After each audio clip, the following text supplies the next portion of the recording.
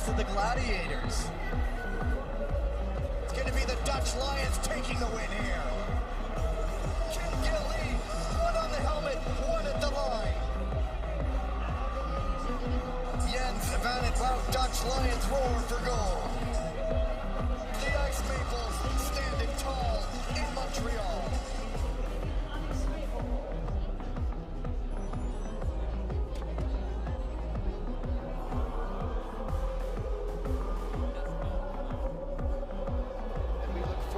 To this weekend, we're back. It's the city so nice we decided to visit it twice. Welcome to the east end of Montreal, the Olympic Park. You get a nice look at the bottom right screen of your screen, rather. Taking a look at the outside of the Maurice Richard Oval. There's a lot near there. There's the Biodome, there's the Olympic Stadium, there's Stade Saputo. But this is what we're all about. Inside the Maurice Richard Arena, week 2 of the ISU Short Track World Tour. Tyler Dara, Gavin here, back for another weekend. Showtime. That's right, Gavin. We got through the preliminary rounds yesterday. We had the repechage this morning, and now it's time for the action to happen.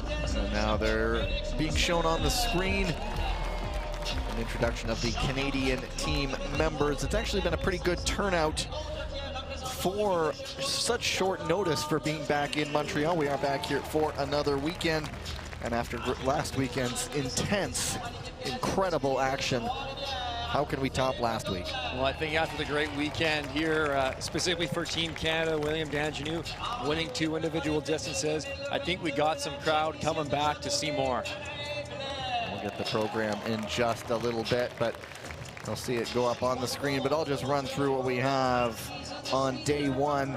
Carbon copy of last weekend, 1,500 for men, 1,000 for women, 500 meters for men, and then the women's relay medal races and the semi-final for the men's team relay.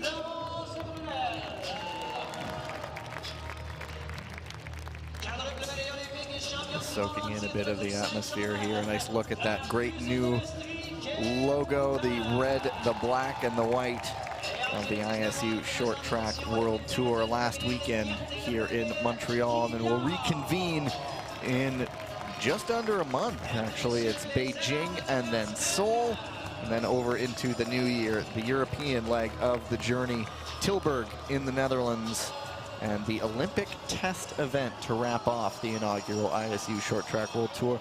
All that ahead of a return trip to Beijing for the World Championships.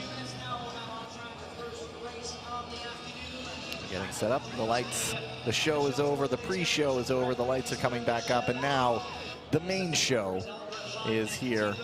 As we just mentioned, the men's 1,500 meter semifinals will kick things off. There will be 3 heats. There's a look at the total calendar for today. Men's 1,500 semis, finals, women's 1,000 meter quarters, semis and finals, and then of course the men's 500 meters, all that ahead of some relay action. And now coming in, since we're starting with the men's 1,500 meters, why not start with William Danjanu? We'll see him in heat number 3 here in the semis. Well, looking at these semifinals, it's a 2+1 advancement. You kind of have that gut feeling it's probably going to go to an advancement, not a time qualification in that 3rd spot. So the athletes are really going to be focused on 1st and 2nd position. If they're in 1st, they're going to be defending that. If they're in 2nd, they may be looking to try to overtake the 1st, but they may also choose to defend that position in 2nd because they know that's enough to qualify them through, and they may not want to risk, a maneuver that will put them in jeopardy of being penalized to get to that A final. Look at the list of all the referees and officials we've had. They've had their work done this weekend. We had plenty of reviews this morning, even in the repechage session. That's what they're here for. It's excitement for them down on the ice as well. There was one actual incident in one of the races where a skater came piling towards one of the referees and he deftly jumped out of the way. Just avoided him. Everyone was all right. But those officials are banking some hours in those skates, so they're going to be looking forward to putting those feet up after this weekend. Let's get right to it. Men's 1,500 meter semi-final number 1. 8 skaters in this one. We had some advancements from the repechage this morning, so if you're looking for future events, never a bad idea to tune in because you get these sets up now and you see Dubois, Zhu, Hio, Nogradi, Di Clemente, Van het Wout, Kreuzbergs, and young Frey Van Dam. Getting everyone in the right order first. And as Tyler mentioned, first and second from each race. And up to one of the third fastest skaters advance to the A final.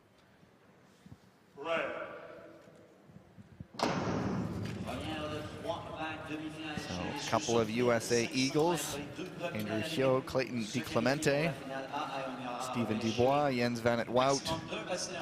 Almost feel like you need more eyes to watch this one. Yeah, it's a big field with 8 skaters. You know, with the number of skaters like this, we've talked about it, Gavin.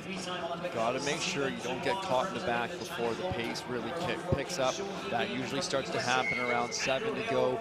We'll definitely see by 5 to go, 4 to go. You want to be well positioned in that top 4. So leading into those last 4 laps, we'll see a lot of jockeying for position. You want to be near the front. You can't pass everyone from the back all that easily. So position is key. Stephen Dubois, bronze a weekend ago on a podium in the men's 1500. That was the top 3 finishers of last year's Crystal Globe. Of course, it was Donjanu getting the early bragging rights. He'll be in heat number 3, as I mentioned. Park Ji-won will be in heat number 2.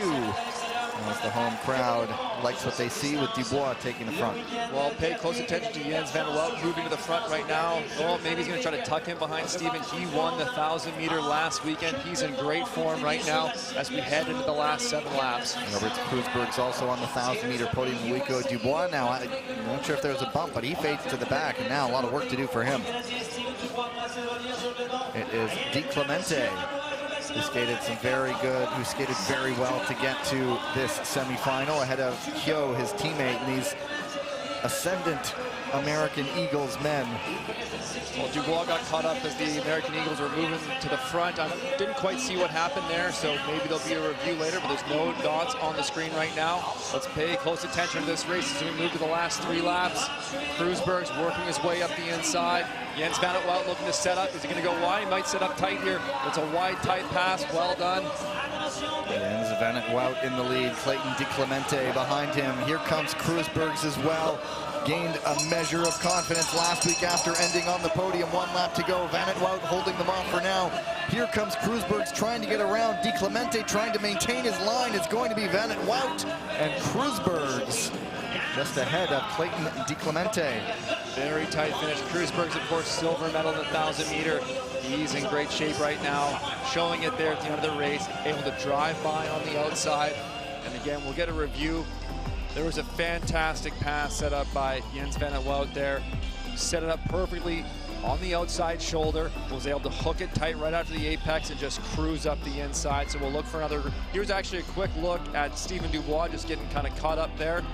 I think that was with Clayton DiClemente. There's that look at that inside pass by Jens Van 't Wout. Really nice.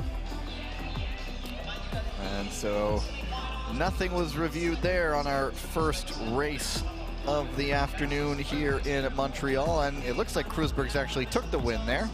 That was a tight photo finish. And it was Kruisberg's.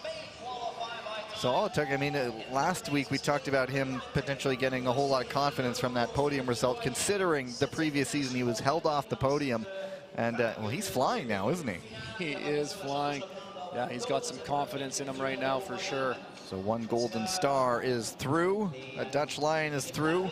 The Eagle is made to wait, and looks like Hyo will be going through to the B final. Look at heat number 2. A couple of Korean White Tigers, Jungsung Woo, Park Ji-won, Brendan Corey made a final last weekend in the 1500. Felix Roussel of the Ice Maples, Friso Emons of the Lions, Stan Desmet of the Belgian Ice Bears, Niall Tracy of the British Royals, Mohamed Bozdag in this pretty stacked field. Another action-packed 1,500-meter semifinal coming our way.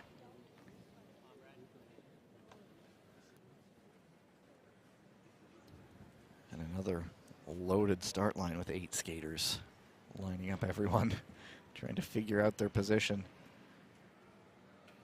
6 on the one line, 2 behind it.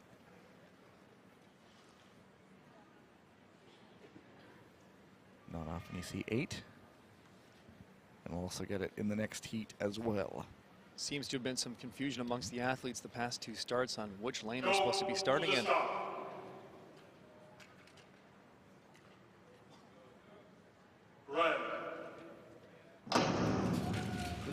Well, Gavin, you were mentioning the depth of this field. If this is the first World Tour event you're tuning into this season, there are some changes from the World Cup format last year. At the World Tours now, we have a single 1,500, 1,000 meter, 1,500 meter event. So what we're seeing is a lot more depth in the field in each distance. Skaters aren't kind of picking and choosing their targets. They'll be competing in everything, the top skaters that is. So that's loading up these races every single time. So every event, we're typically going to see the top skaters there. And as I say that, Park Ji-won, last year's Crystal Globe champion, moves to the lead of this race. He has the helmet out as well. He and Kim Gee-lee did not have the Crystal Globe helmets yesterday, but we saw Kim Gee-lee in the relay earlier today wearing hers. Park has his out as well for the World Tour event.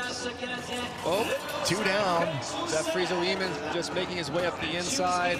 It's Bozdag as well. You'll see the yellow dot now in the corner. That will get another look. And so many things to watch here. The 2 Koreans on the front. Niall Tracy likes to sit at the front, and he's trying to get around there. Brendan Corey was in the final a week ago in the 1500. Looks like they are resisting. Yeah, Niall Tracy was looking to make that move. He kind of realized partway through, you know what, I didn't quite give it everything here. The pace is maybe a little quicker than I was feeling it. I can't get around, so he tucks back in, resave his energy, look to make one more strike as he the last 4 laps. Jung Sun Woo leading the way. Park Ji-won would love to set up a rematch in the final with William Donjanu. Oh, Felix Broussel with a bit of a slip on that turn. He's had to make up some ground there, get back into it. Park Ji-won jumps up the inside. The White Tigers leading this out. Now Broussel closing up. They are going to see 2 to go. Broussel trying to make a move for second. DeSmet there, he also loses his balance. Tracy may not be his right time, and Corey is losing some ground there at the bell. It is Park, position 1 with number 1 on his helmet. Broussel looking on the outside. Oh, just not enough. 2 wide, and DeSmet get up for second. What a shoot the line. That was this was a quick pace. The White Tigers at the front were really pushing the speed. We could see the skaters at the end looking for passes. They just couldn't find that time to get by. That's because the pace was so quick, and they're starting to get quite fatigued by the end of the race. And DeSmet, see, he's one of the taller skaters out there. My gut tells me he came up just short as he tried to shoot for the line. There's the earlier incident. Did you happen to notice if it was cleared or not, or are they still under review on that one? It was still under review. Okay. So, of course, what we're paying attention for here is if there is an advancement in the race, well, then that's going to take the time advancement out of the picture. So it's really just purely that 2+0. Oh, DeSmet made it. My goodness. What a shoot. See, he kept that heel just in contact with the ice so he wasn't kicking out. 8 thousandths of a second. Heads up play by the savvy Stan DeSmet. What a stretch. So it breaks that grip of the White Tigers, who are on course to get 2 skaters through.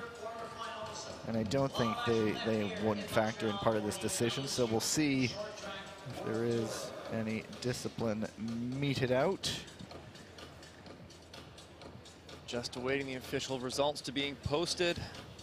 They are plugging them in to the results system, and the next round of skaters is out on the ice, and so that's what they're looking at. Immons and Bozdag. It was from second place, and that was one of those positions where, if you think about advancements, the top 2 do go.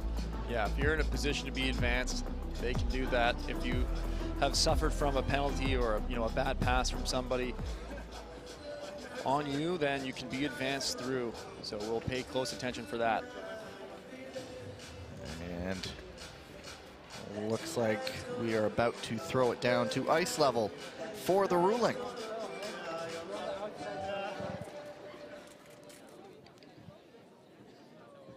After a review, we give a penalty for number 16 for Netherlands, and we advance on the final A, number 97 from Turkey, and number 36 Australia in the final B.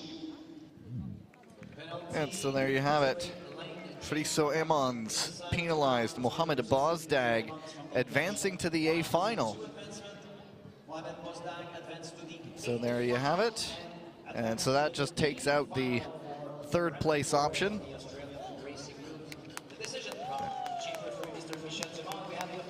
So we saw how Stein de Smet, well, here's a replay of that incident again. Friso Emons going up the inside, lane change inside to outside there. That's where he makes contact with Bozdags. Also, that's you can see where Corey lost a lot of his speed as well. The victim who had to deviate, change his course a little bit, cost him a lot of speed, and that sort of threw the wrench into his race plan. Sometimes in short track, you just find yourself being in the wrong place at the wrong time. There is heat number 3, Lu Jianshuo from the Ice Chillins of Hong Kong, William Donjanu, the winner from last weekend, Zdenek Sepal, Pietro Siegel, Kim Gun-woo, Li Wenlong, Miyata Shogo, and Itzhak Dalat. Another packed heat.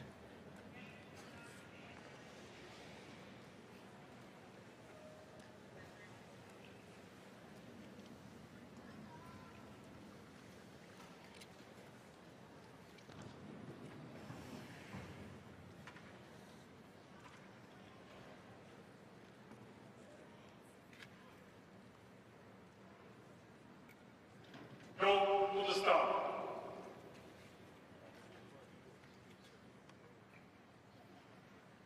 Right. So with third place out of the picture, like a herd of turtles, off they go, because the only other skaters that matter are the ones around them right now. It's all about first and second. Itzhak Dalat taking the lead. We have William Donjanu sitting up near the front. He is the man to beat right now. He's the one that everyone's looking for. They're watching out for him. There's probably a little bit of panic. Their heart skips a beat when they see his name on their starting list.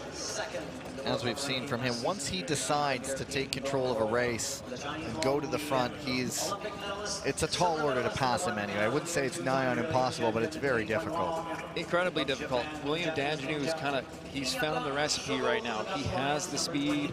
He's got the top end speed. Not many people can even skate faster than him. He has the stamina, the endurance at the front, and his track ability. His ability to change track patterns is incredible. And here goes Donjanu on the outside. And it's Kim Gun-woo who really initiated it. And this is a response from Donjanu, so sensing danger, he goes to his usual comfortable position at the front. Lu Jianshuo took a bit of a bump there by Kim Gun-woo. Siegel looking to make a move up. Keep an eye on Donjanu. Just watch how he's able to adjust his track pattern. He knew Siegel was coming there. More than happy to watch and let him go. Siegel trying to bank a little bit of an advantage here, but Donjanu closing it right back up, and Kim right there in the picture as well. Donjanu so patient as he closes back up. He's just going to keep that speed moving, taking control of this race again.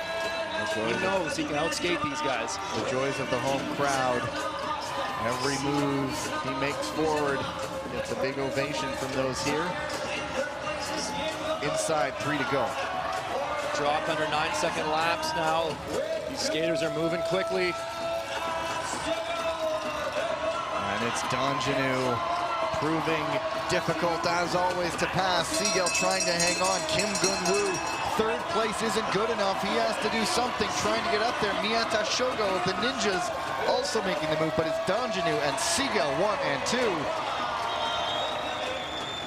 And William Donjanu back in the final, trying to make it a double of 1,500 wins in Montreal. Well, Donjanu was just progressing that speed so much. Those guys are starting to get tired by the end of that 1,500 meter. Their legs are getting heavy. And they're just trying to hold on to Donjanu. You know, great race from Pietro Siegel. I liked his early move there. Get to the lead, establish himself near the front. After that, I think Siegel knows that Donjanu wants to control the race from the lead. So if he can position himself near the front with that 7 laps to go, Donjanu's going to look to take it right back, and he's going to try to tuck in and just hold on to the line. He's got the formula so far in Montreal. It's about as comfortable as it gets for him. Did not appear flustered. Et les résultats sont maintenant We'll see these guys pretty quickly. They'll be right back for the B and A finals. It'll come right after the women's 1,000-meter quarterfinals. Confirmation of those results there. Donjanu and Seagal going on. But changing gears a little bit here. As the women's 1,000 meters, let me see who's moved on there. No third place skaters moving on.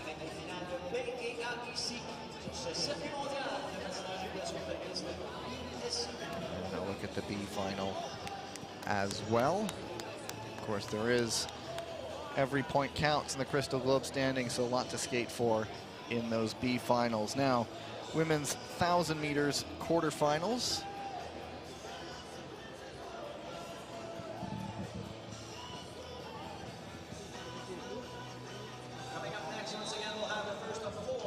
First of four.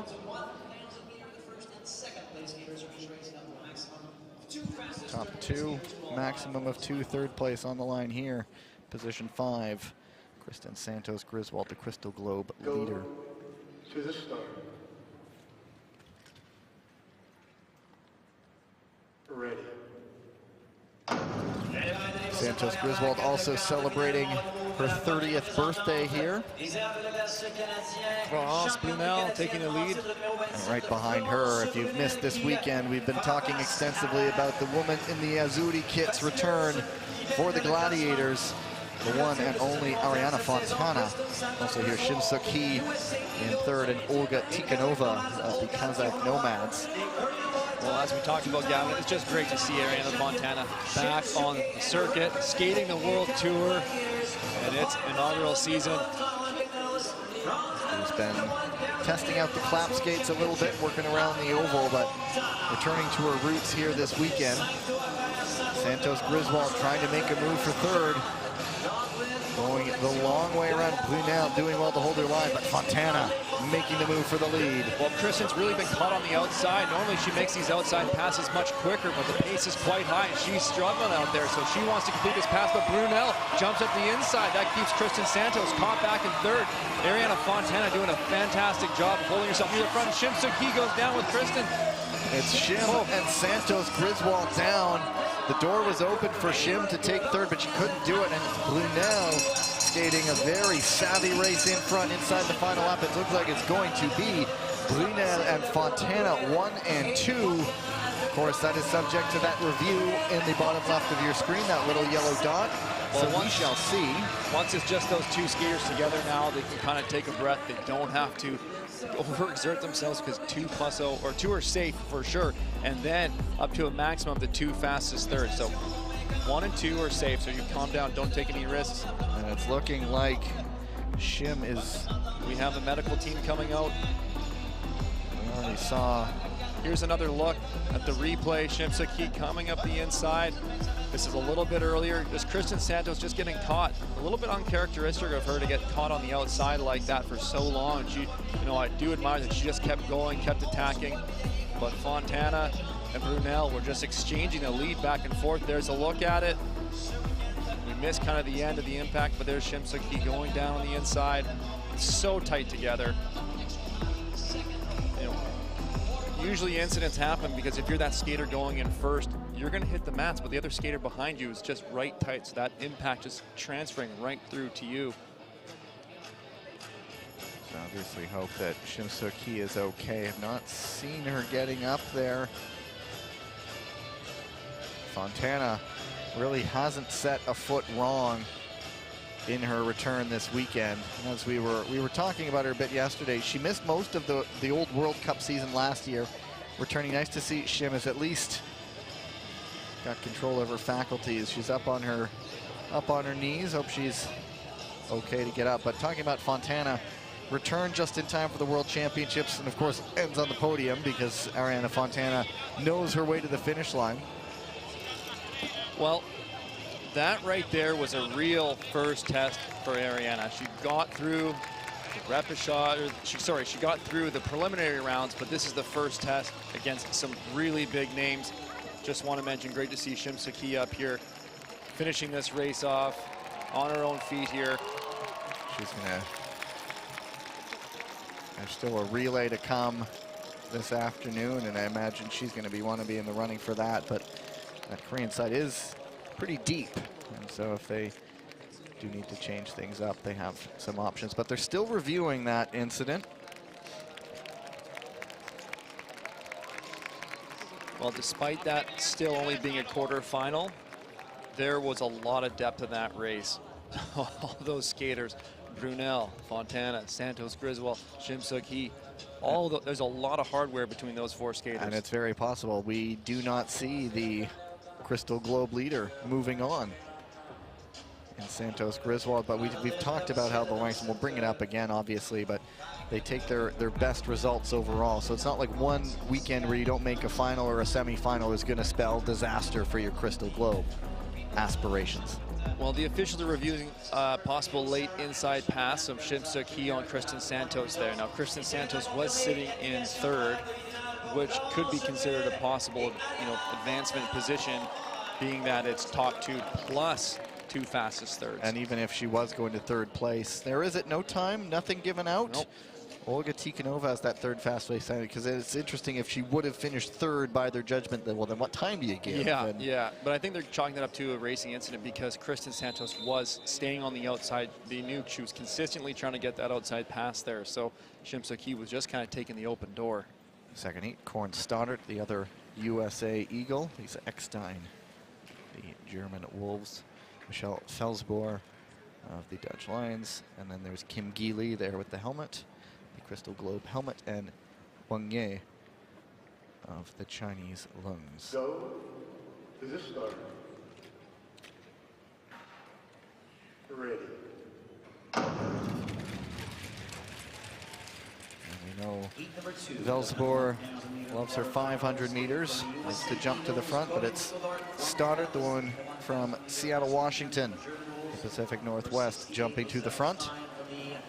So again, if you weren't with us last weekend, you'll see Kim Geely, 3rd skater in the pack right now. She doesn't have a number on the side of her helmet that all the other skaters are wearing, and that's because she's wearing that special Crystal Globe champion helmet. So last year, she was the #1 skater overall on the circuit, so she gets the honor of wearing that helmet. Well, she does have a number on her helmet. It's just adorned in gold. It's a #1 right on top, not on the side. Kim Geely able to exploit just about any opening. So it's Michelle Felsbohr now, the younger of the 2. Inside, 4 to go. Geely makes the move, and is this the moment where she decides this race is over? Well, let's pay attention to Corey Stoddart here. She's looking like she's about to wind something up, but the pace is really picking up, so she's going to have to move quickly as we go to the last 2 laps of this race. And it's Geely still in front. Michelle Felsbohr trying to hang on. Korn Stoddart of the USA Eagles. Now she makes that move on the inside. Can she take it into the corner? She does. And it's going to be Geely leading Stoddart around, and Felsbohr is going to have to settle for 3rd and await the time. 1:30.50 is that 3rd place time. Well, I really like the patience from Corey Stoddart there. We looked to see her winding it up. The pace was still a little bit high. I think she realized in that moment, this is not the right time to make that pass. I'm just going to wait a little bit longer. The pace was quite high in that race. Michelle Felsbohr spent a lot of time out front. I think she had it in her mind, you know what? I might see her start to slow down a little bit, and that will be my moment to strike in that last lap. Corey Stoddart did just that to secure that 2nd place finish. But another solid performance by the woman with the gold #1 on her helmet. There she is, Kim Geely, the defending gold medal winner. Looking like she will move on to the semifinals. Don't think anything was getting another look there. And there you have it. Felsbohr 1:30.478. Remember that time if it does come down to the 3rd place standings. Heat number 3. Skaters on the ice. Danae Blais of the Canadian Ice Maples. Gloria Ioriatti of the Italian Gladiators. Choi Min-jong of the White Tigers. Zhu Eli of the Chinese Lungs, and Petra Yashapati of the Hungarian Falcons. There is Yoriati. And one of the quirks of short track is that athletes do warm-ups around the concourse level and on the walkway here around the oval. And you often see Yoriati warming up behind her area, and she has this look of focus. It's literally says, "Do not disturb, I'm working." The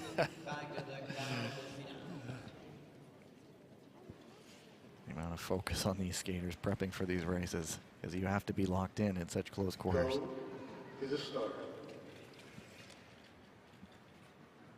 Ready. Well, just on that note, Gavin, these skaters dedicate their lives to this sport, right? So when they're here, they've come to perform, they've come to show their best. Yoriati just getting a little bit of a bump there. Danae Blais sneaking on the inside, just holding her footing. Opening door for Yoriati to get up there. There's a bit of a bump there. Mastrapati, she came through the repechage this morning. Danae Blais back to her comfort spot at the front of the pack. Now she's turning the screws, really stringing things out. When the pace is high, it's tougher to pass. Still a ways to go though, and they could start to lose that speed, opening the door for others to move, especially if you're sitting in that slipstream. Right now, Choi Min-jong sitting right behind Danae Blais. Already up to 4 laps to go. This pace is quite high, 9.4 lap time. Still a little bit more room to progress the speed. The skaters still have a little bit more in the tank. They're trying to save some energy for the end of the race. Whoa! And Zhu goes in on Yoriati. Yoriati stays on her feet. Zhu goes down. That will be reviewed. Now Yoriati has to close that gap. Blais for perhaps fading a little bit. A lot of time at the front. The door is open for Yoriati. She stumbles. Will she get another look at it? It's Choi in front. No opportunity for Yoriati, but Danae Blais is going to protect that second place. Well, 2 things there. Choi Min-jong just showing her strength right now. She's in very good condition. Great to see her back near the top. She's an incredible skater. Second point there, Danae Blais doing a great job of defending her position in second and holding on. And it was about a 1:30.11 for the third place time. So if it does go to those third place ones, that one I believe is the fastest of the third place times we've seen. But Yoriati got jostled around there a few times. The incident with Zhu was cleared. You see when that little yellow dot goes green, that means they've taken a look at it and they're going to move on with things. There it is right there. Well, these are some pretty quick thousands. Anything right around that 1:30 mark, anything kind of sub 1:30 is quite quick for these women. So quick times, no one's wasting a minute to try to push the pace to get to the front. So fun races to watch already. Choi will make it a pair of White Tigers into the semis. One more to go, and then we'll bring out the men's 1500 again. Confirmation of those results at 1:30.093 in the end for Yoriati. And so bringing out heat number 4 has Kamila Stormovska, 6 skaters of the Polish Hussars, Hanna de Smet of the Belgian Ice Bears, Elisa Confortola, another gladiator, the elder Velzebor, Sandra, who won the 1,000 meter last weekend. Who won the 1,000 meters last weekend. Hirai Emi of the Japanese Ninjas, and then that woman, Valentina Askic, the Croatian Dalmatians.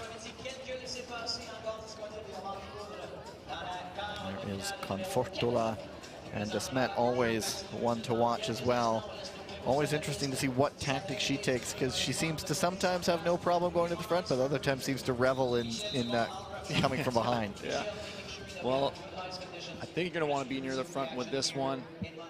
Sandra's showing her strength lately. She may be pushing towards the lead as well. Center of your dots, please. Spread out. Spread out. Go to the start.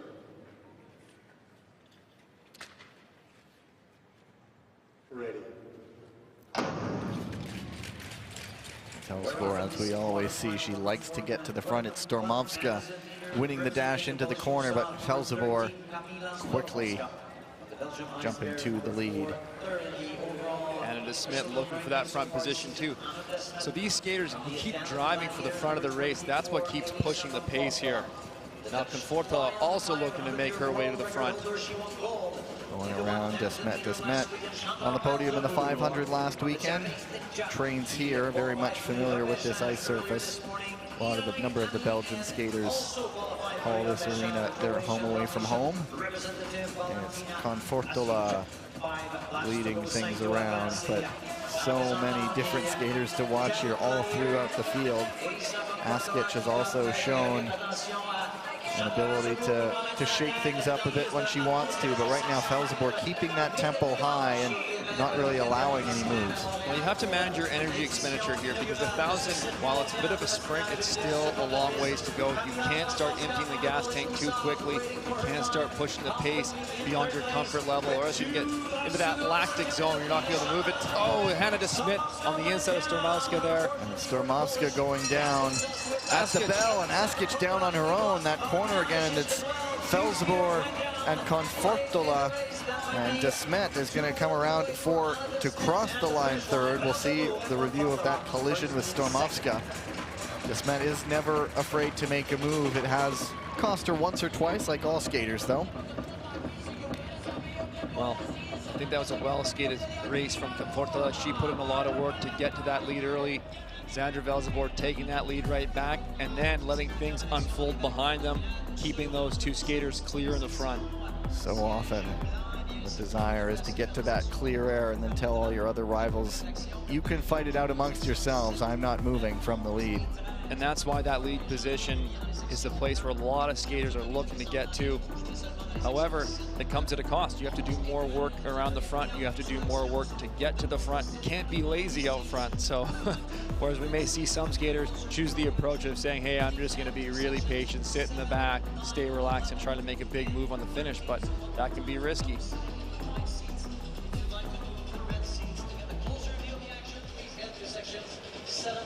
It looks like Felsborg is going to have no problem going into the semis, looking to defend. And yeah, the investigation is on DeSmet, potentially inside skater failing to give way on Stormovska. Looks like the decision has been made, and we will go down to ice level for the verdict.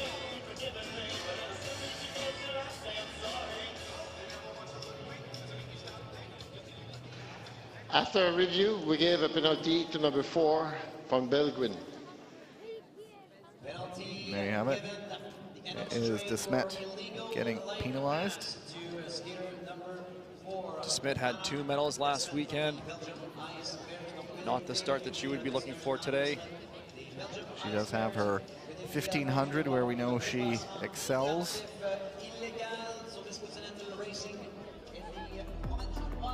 And here's a look at the incident. Illegal late pass is the ruling. Stormovska went down, and from third place, so no advancement there. And then you will see a list of qualifiers. The big Q means they qualified on position. The little ones means they qualified on time. So Yoriati and Michelle Felsborg will respectively move into the semifinals. And then the men's 1500 meter skaters are right back out again. We'll start with the B final, the race for the points. And then we shall move to the race for the medals. Well, this is a quick turnaround. There hasn't even been a flood since we had the semifinals for this event. So these skaters not getting a lot of downtime.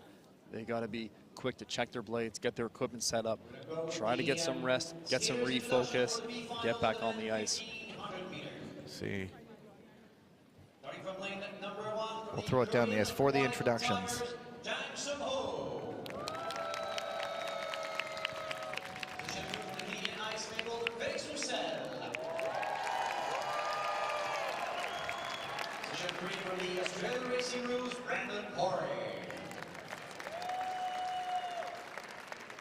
Position 4 from the USA Eagles, Clayton Nicolente.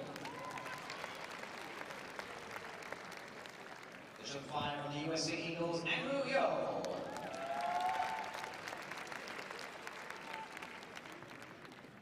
And from lane Line 6 from the Japanese Ninja Miyata Shogo.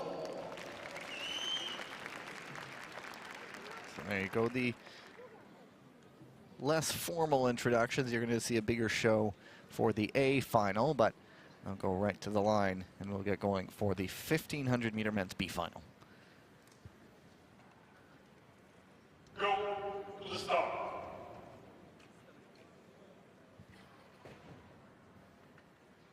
Right. Just 6 men in this. Kim Gun-woo did not make the start line. So still a lot of value in this B final here for several reasons. First reason being your overall ranking, individual distance will take your 5 best results. This is still competing for positions 7 or 8 through 14 here, so very important. Get a lot of points for that. That also will contribute to your team overall standing in the Crystal Globe. And keeping in mind, if you have a rank in the top 20 of the distance, you don't have to do the first preliminary round of the races. It gives you added rest in the morning. So there's value for skaters to best their ranking, improve their ranking so they can avoid those added races. At the front, it is Brendan Corey. He finished 7th in the A final last weekend. Clayton DiClemente has put together some good races over this fortnight in Montreal. Now he's deciding to up the tempo, quick acceleration there to get to the front. Felix Roussel now has a bit of the washing machine effect, takes over here. I think Clayton just tactically is just a very smart racer. I like the way that he skates these races. He's not afraid to get near the front. He's not afraid to do work. He moves quick, so we'll keep an eye on him. And Jungsun Woo temporarily had it. Miyata Shogo at the front now. And DiClement, an acceleration coming from him around the outside. He wants to take control of this one, very nearly there. And there he goes inside, 6 laps to go.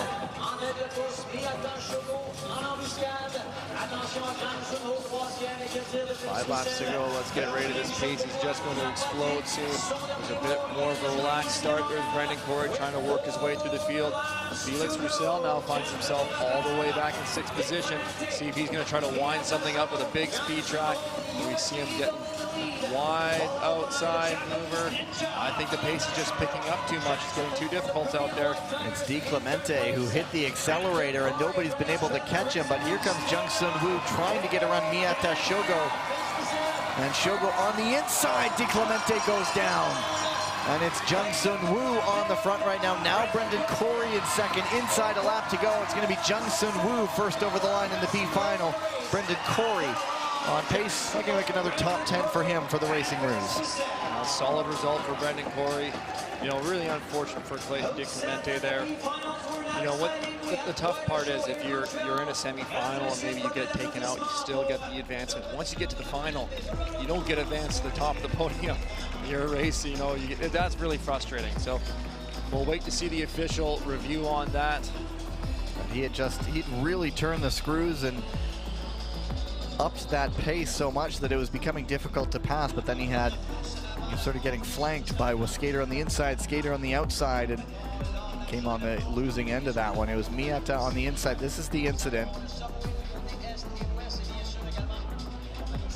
So it's so difficult as a skater. You're trying to manage your energy. You're trying to gauge how you're feeling. How might the skaters around you be feeling? Saying, okay, is now the time that I really just get after it? Is now the time that I just floor it and put everything into it? Right? But do you go too soon or did you go too late? Right? And that incident did open the door for Jung. We'll throw it down to the ice.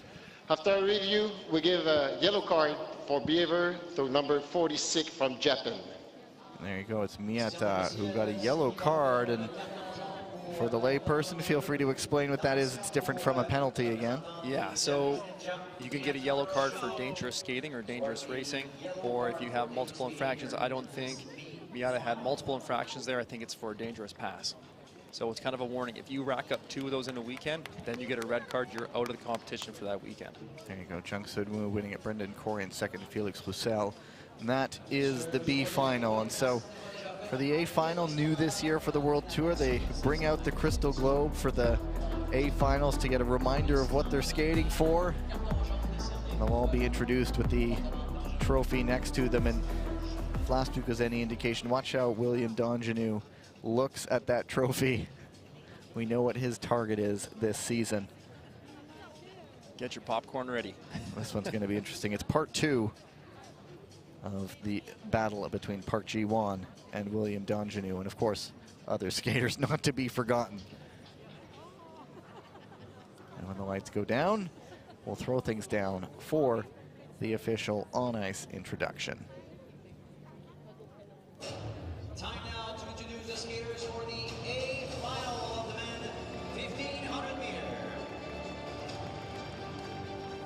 De la République de Corée, representing the Korea and the White Tigers, the two-time Crystal Globe winner, Park Ji-won.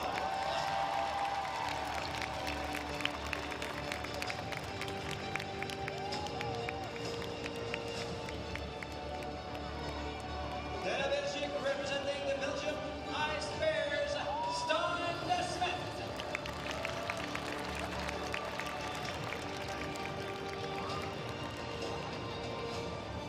De la Lettonie, representing the Latvian Golden Stars, Olets Kuzmans.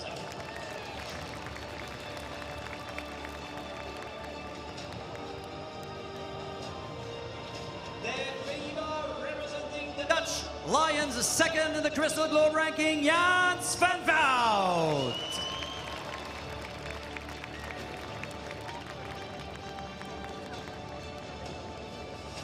From Canada, des Érables de glace canadien, the leader in the Crystal Globe ranking, William Dongenew.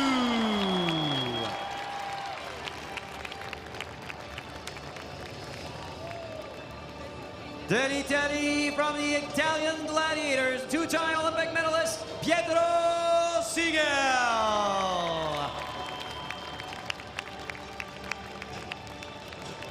De la Turkey, from the Turkish Anatolian Pars, Mohamed Bozdag.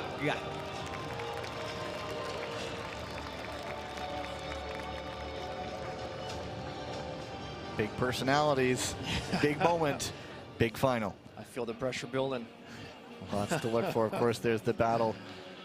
Dongenew, Park Ji-won, last year's Crystal Globe winner, and I think it was 3rd place. That's the 3 on his helmet.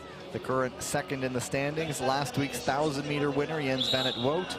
And then a guy like Robert Kruisbergs, whose confidence is on the ascendancy right now.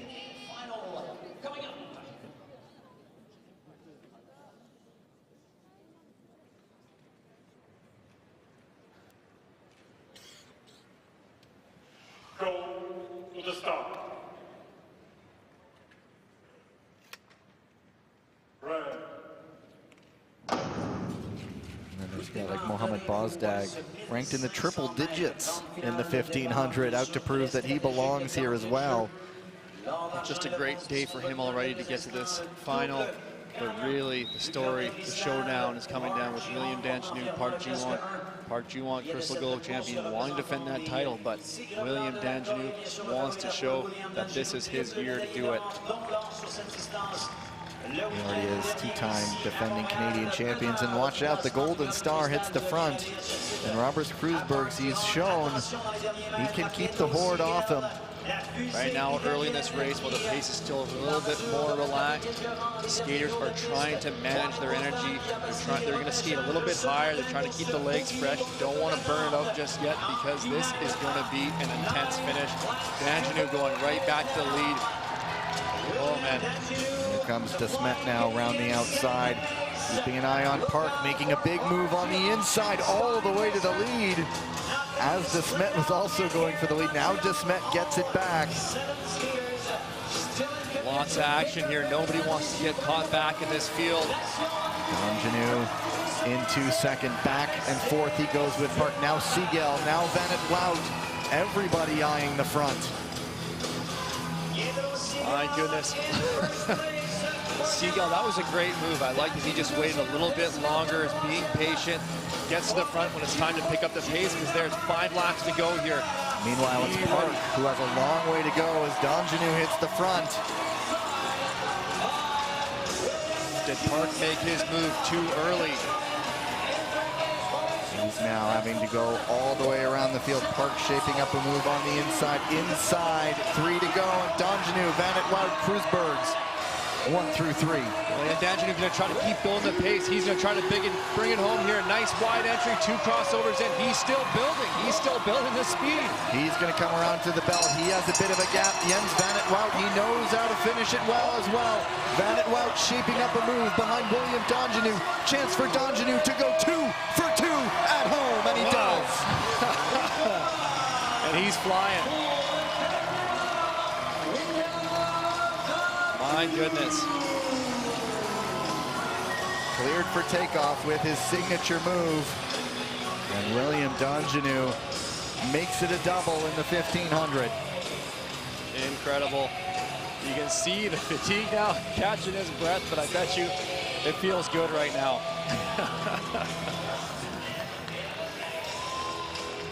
Congratulations from the rival competitors. And if it is a battle between Donjanu and last year's Crystal Globe winner, the previous 2-time Crystal Globe winner, round 2 goes to Donjanu just like round 1.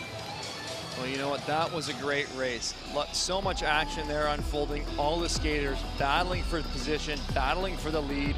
They weren't wasting any time to get themselves near the front, but all of them just continually attacking. So if you made that move too early, then you're going to find yourself in a position you have to make it again. And I think eventually Park Ji-won just quickly found himself caught back. It was a review, and we will head down to the ice for the ruling.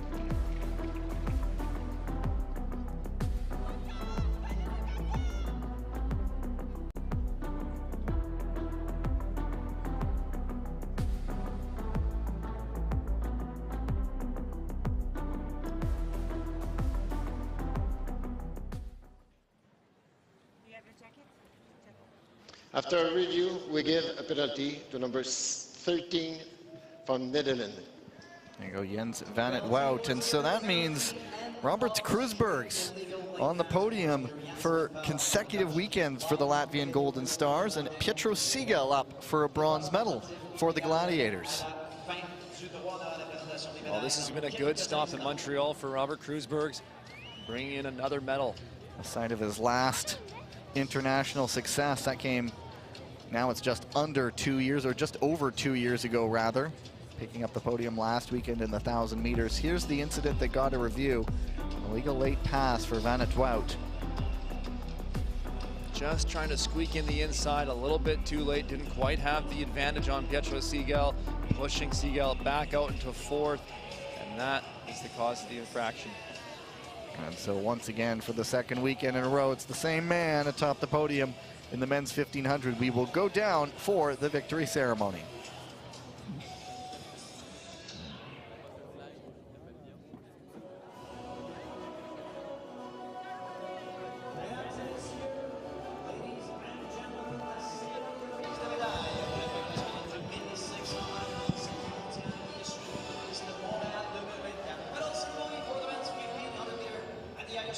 Short Track World Tour Montreal 2024. Les médailles seront présentées par the medals will be presented by the chief referee, Mr. Michel Dumont.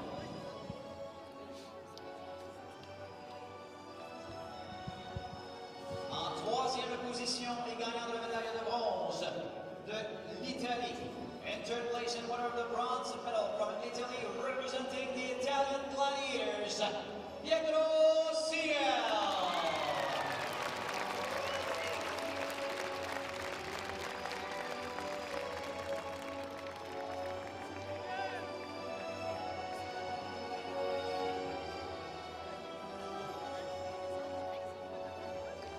Pietro Siegel.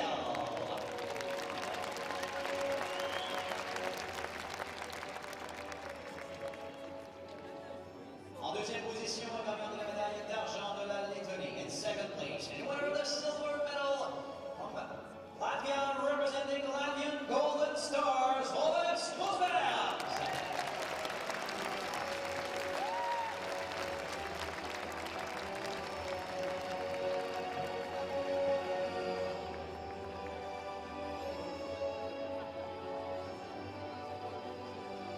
Robert Kreuzbergs.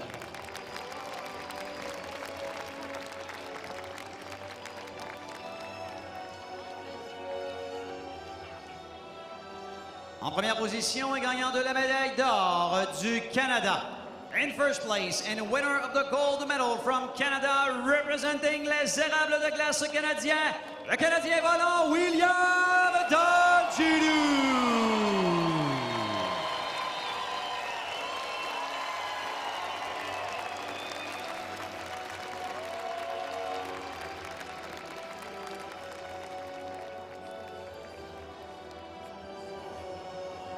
William Danjidou.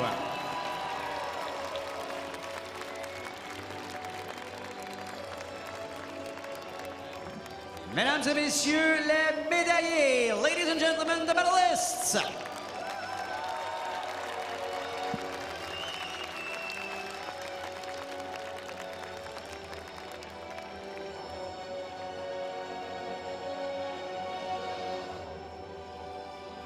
That hat that he wears, it's his own logo. You've seen it a few times. He makes the W several different meanings. There's William, there's the wings of course, flying as he does, and now more and more win. That's the third victory of 4 events thus far. So William Danjidou is really racking up the points for those Crystal Globe standings. There's a look at them now. Park moves up into 3rd, Seagal up into 2nd. There's some reshuffling beneath him, but the man atop the standings remains the same. And of course, the season will not always go smoothly, but he's banking some points early. He certainly is.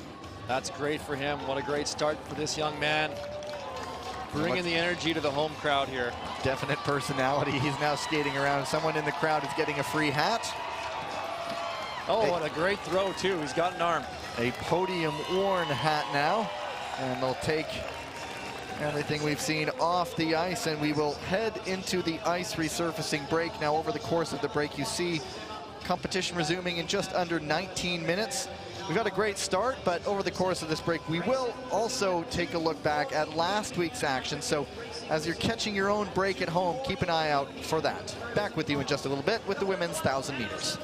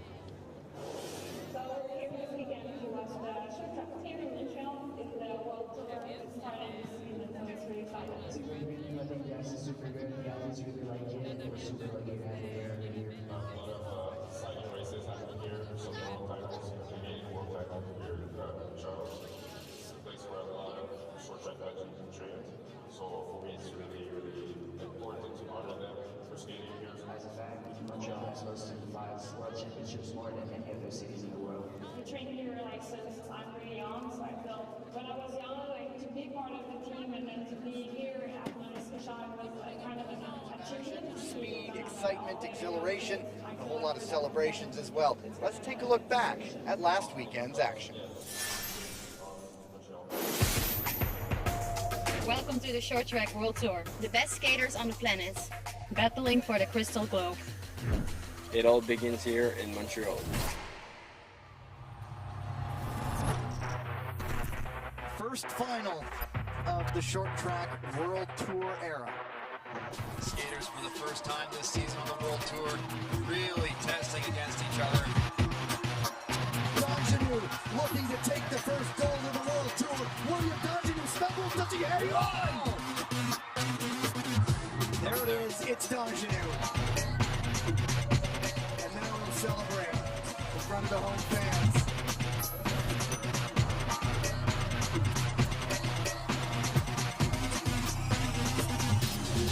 Nice inside maneuver. And it's going to be Sandra Velzebor. I felt just really in control and was really good. Yeah, I was so happy. I didn't know for sure if I won after the finish because it was a close finish. But yeah, I'm so happy. Donahue already pulling away a little bit. The Ice Maples 1-2, and Donahue now he has a chance to fly. Back to back gold medals, Donahue. Feels great. I mean, especially in Montreal, in front of my home crowd. My family's here. My friends are here. It just feels like a blessing. Jockeying for the lead again here. It's Four wide. Oh, and they take out themselves. And the Dutch Lions touchdown. But Kim Boutin is going to cross the line first for the Ice Maples.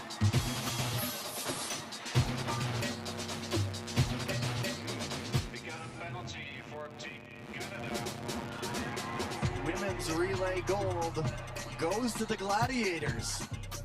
Getting gold is a feeling that I cannot even describe. It's beautiful, and with those girls we created a really good team and we bonded and we were friends, so it made it more special. Oh, and there's a big move that takes out both North American side. It's going to be the Dutch Lions taking the win here. We've got such a strong team here, and to see that we can do it with a different variation every time is great. It's a great feeling for the weekend.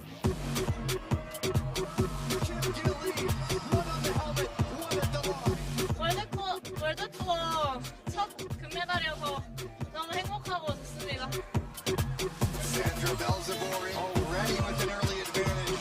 Sandra's Grizzle is the line along the line. Yeah, so again, I didn't know after the finish who won. Just like 1,000 meter, but I'm so happy I won, yeah. Jens Van het Wout, Dutch Lions roar for gold. It's amazing, but now switch the mentality, get ready for the relay. William Donahue and the Ice Maples standing tall in Montreal. Our team is pretty disgusting, having 4 guys in the top 7 in the world, so it's going to be, we expect to win and we skate with confidence, and we just know we got a target on our back and we got to show up for the crowd. That first weekend set quite the high bar for this weekend's action here in Montreal. Now, after the first weekend, the Crystal Globe leaders on the men's side, William Donahue. On the women's side, Kristen Santos Griswold. And currently, the Canadian Ice Maples leading the way in the new Team Crystal Globe standings. Now, Tyler, the Crystal Globes, the points breakdowns, how does this all work and what are we building towards for the end of the season? Well, I think we'll start with the individual distances. So there's each individual distance, the 500 meter, the 1,000 meter, the 1,500 meter. So over the course of the World Tour, there'll be 6 races for each event. The skaters will use their best 5 results for each distance on the individual distance standings. Now we look at the individual overall. So that's where we're going to use our best 15 results across all 3 distances. Skaters may use 6 1,500 meter results, 6,000 meter results, and then 3 500 meter results. For any combination, however, it will be their best 15 individual performances tallied together to determine who's the individual Crystal Globe champion. Finally, we talk about the teams. So from the team perspective, we'll add all the individual points from each athlete on the team, and then we'll take the relay results. The relay, 3,000 meter, 5,000 meter, and then the mixed relay. However, those events will be multiplied. They'll be tripled for the points total. So if you get 100 points for winning a relay, that will actually be 300 points towards the team overall Crystal Globe. Now, that also brings to mind the B finals. Normally, they're for the positions, they're for standings, they're for those personal bests, perhaps. Now, there's a whole lot more meaning to those B finals. Absolutely. So points are awarded to the top 24 skaters in each event. So the B final, there's still a lot of points up for grabs. If you're looking at a 500 meter or a 1,000 meter, that still could be the 6th place position points, which is quite a lot of points up for grabs there. In the 1,500, you'd be typically looking at that 8th or 9th, depending on how many skaters are in the A final, but a lot of points available in those B finals, so they're incredibly important. Thank you, Tyler. Great breakdown. Now you know what's at stake over the course of this season.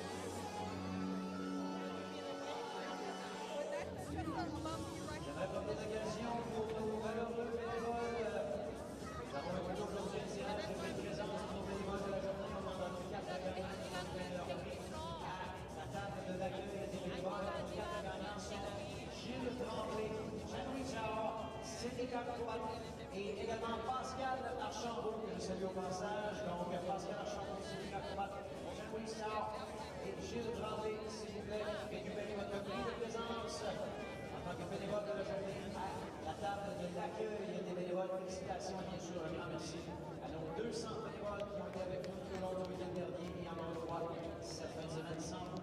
Cette demande n'a tout simplement pas lieu. Merci.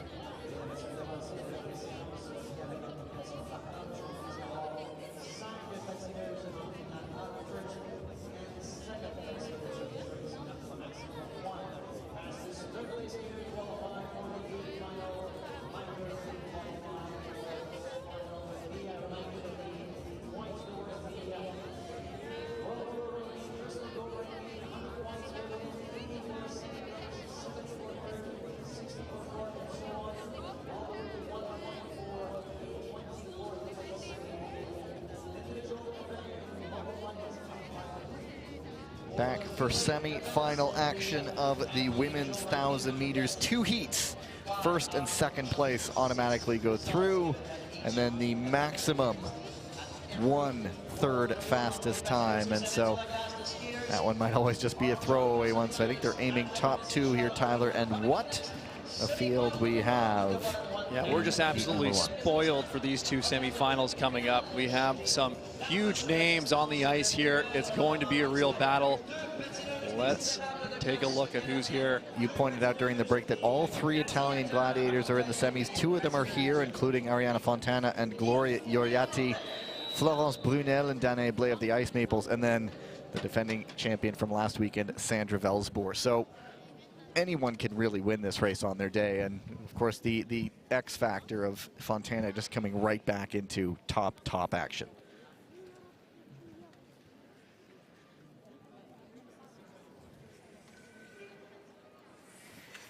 Go to the start. Ready. Fontana has not missed a beat so far, and she's done just enough that's needed to get through each time. Well, Arianna's just looked so comfortable throughout the weekend. I really felt in that last quarterfinal of the 1,000 meter, she looked even stronger than she did yesterday. She's holding her own out there. She's not giving an inch, as we just saw Danae Blais trying to make a little move up the inside. Arianna Fontana holding her ground. It's not like she's just had her feet up the whole offseason. She's been training. She's done some short track. She's done some of the normal speed skiing, traditional speed skating as well with the old clap skates. So she comes in fit, but all these other skaters have an extra week of racing sharpness at the top level. That's right. Short track is a sport you have to be doing consistently to have a good feel for it. So Ariana Fontana, of course, decades of experience on the international scene as well, dating back all the way to the 2006 Olympics. So she has a wealth of it, but she still has to get her feet underneath her, get used to the close racing again. So here we go. We've got 3 laps to go. It's still looking a little bit relaxed, 9.6 pace. Sandra Velzebor can go down as low as 8.6s on these laps or quicker. Just waiting for Sandra Velzebor to explode. The longer this goes at this place, there's a move for Fontana. Beautiful move from Fontana there. That outside to inside cut. She caught Florence Brunel off guard. And it's Brunel battling back. Fontana defending that line, holding her off. Yoriati coming up the inside. And it's going to be Sandra Velzebor taking this one, going away. And what do you know it? Wow. Ariana Fontana on to the final. That was a gorgeous pass. You know, it's something that some athletes will look at. Kind of setting up that outside. You catch that skater in front of you off guard. They look to move a little bit wide on you. When you see them cut, you jump up the inside and you take that pass. And she just did that perfectly. Florence Brunel tried to jump her right back. Fontana ready for that. Held her ground, taking that second position.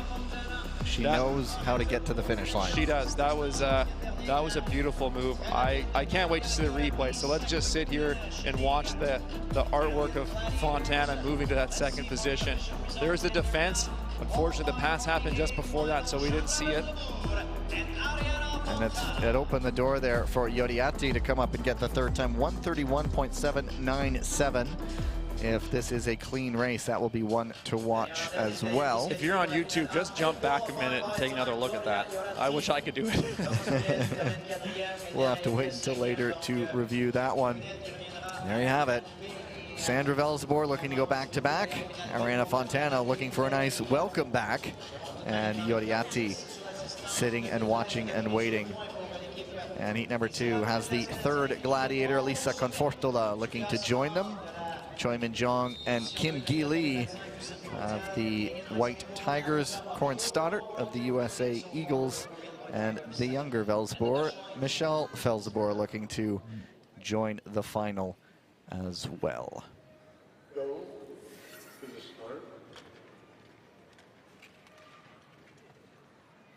Ready. Well, it's great to see all 3 gladiator skaters making their way to this semifinal. So all 3 gladiators in the top 10 right now. You almost think to yourself, are they building up towards something? Wonder what that could be. What's in 2026 in Italy? If you don't know, it's the Olympics. And what a moment it would be. These are always just incredibly fan-friendly. And it's the commentators' curse striking again. Confortola going down. We don't see a review just yet. Might get looked at. Anyway, it's Kim Gi-lee on the front. And yes, the short track will be one of those exciting fan-friendly events at the next Olympics. And just imagine if it's an Italian atop the podium. Stoddart flying the stars and stripes as Kristen Santos Griswold did not advance. She's slotting up into second position right now.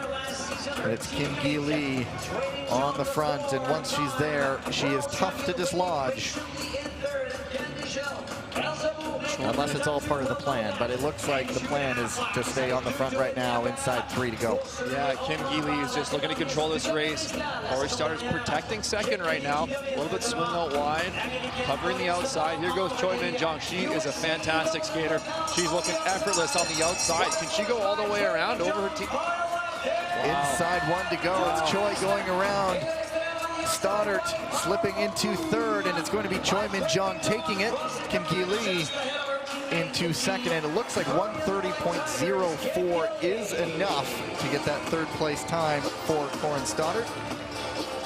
Well, Choi Min-jong showing her form. She's an Olympic champion here on the ice. You can't count her out at all. Kim Gi-lee, of course, she's been the one we've been talking about after last season where she won the Crystal Globe title. She was #1 ranked off of last year, but some phenomenal results. And Tyler's going to start the timer because these women have a very tight turnaround before the B and A finals. As soon as once they step off that ice, we'll see how long they're off the ice surface for before that final. It's part of this the new addition to the World Tour is that just the quick races coming fast and furious, and the athletes have had some adaptation to get used to that. Last weekend, our favorite story, Thomas Natalini finishing an individual race. Somewhat different, he didn't have another individual race, but he just stayed on the ice for a relay. Now, we've already started at about a 12, and we're just gonna stay there because now we have the men's 500-meter quarterfinals, and such a deep field. It's just such a testament to the growth of this sport internationally. So many skaters to keep an eye out for. Confirming the results of the qualifiers for the A final there up on your screen. That is going to be a great showdown. Two great showdowns. I mean, look at the B final as well. And they're racing for Crystal Globe points, and so lots to skate for in that one. Not only the team, of course, the individual rankings as well. That's right. Individual rankings, team rankings, also keeping themselves in the top 20 so they can avoid the preliminary rounds. And it's the men's 500-meter quarterfinals. We have, how many heats do we have here? We have 4.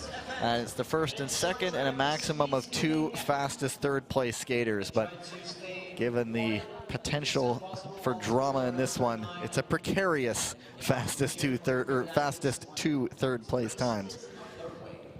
Niewinski, Kim, Park, Natalini, and Liu.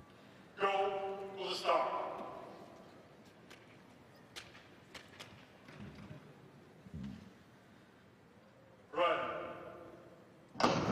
G1, perhaps not his strongest event, but what a start by the American Eagle, Brandon Kim. Brandon Kim is just flying out there right now. This is a stacked quarterfinal as well. Some big names, some heady hitters with Miguel Niewinski in second right now. Park Ji-won tracking down in third. Niewinski on the inside, nice smooth move. He's able to hold it on the exit as Park Ji-won goes around the outside of Brandon Kim. Kim can't sustain it. It was a start, but he was just hanging on and not able to do it. Niewinski on the front right now. He has been skating with confidence all weekend long, and it looks like Michał Niewinski skating into the semifinals, and Park Ji-won into the semis on the celebration from Niewinski. He's just loving it right now. Well, you have Olympic 500-meter champion Liu Xiaowang in this race too, making a move. He's starting further out on the start line, 5th position there, picking his way through the field. He also was giving it a shot.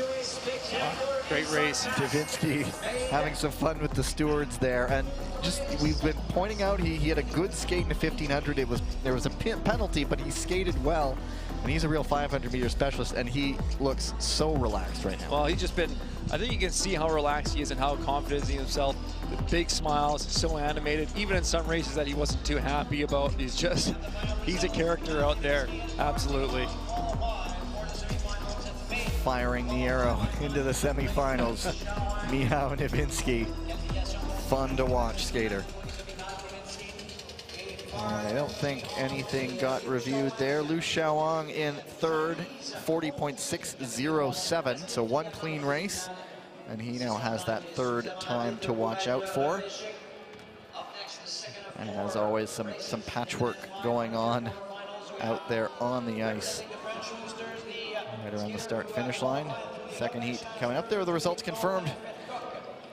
No changes. Those 40-second times are quite strong. So I think if we are looking at time advancements, it's going to be around that 40.5 marker. The fastest we've seen out here is about a 39.9 in Montreal. The world record, of course, is a 39.5 set in Salt Lake City, which is an altitude track, so it's a bit faster. So anything in that low 40s range, if we have to go to times, that's the marker we'd be looking at. An ovation for Stephen Dubois, the man who came 2nd in the Crystal Globe standings last season. The man who won silver medal in this last weekend to his teammate William Donjanu, so he'll start out of position 1.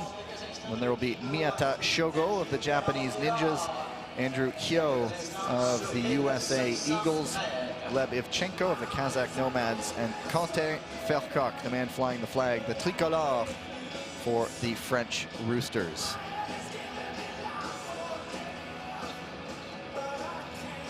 It's a big scar that they were patching up there at the start-finish line. It's just getting here's a look at the blast of the fire extinguisher. High-tech equipment here to fix the ice.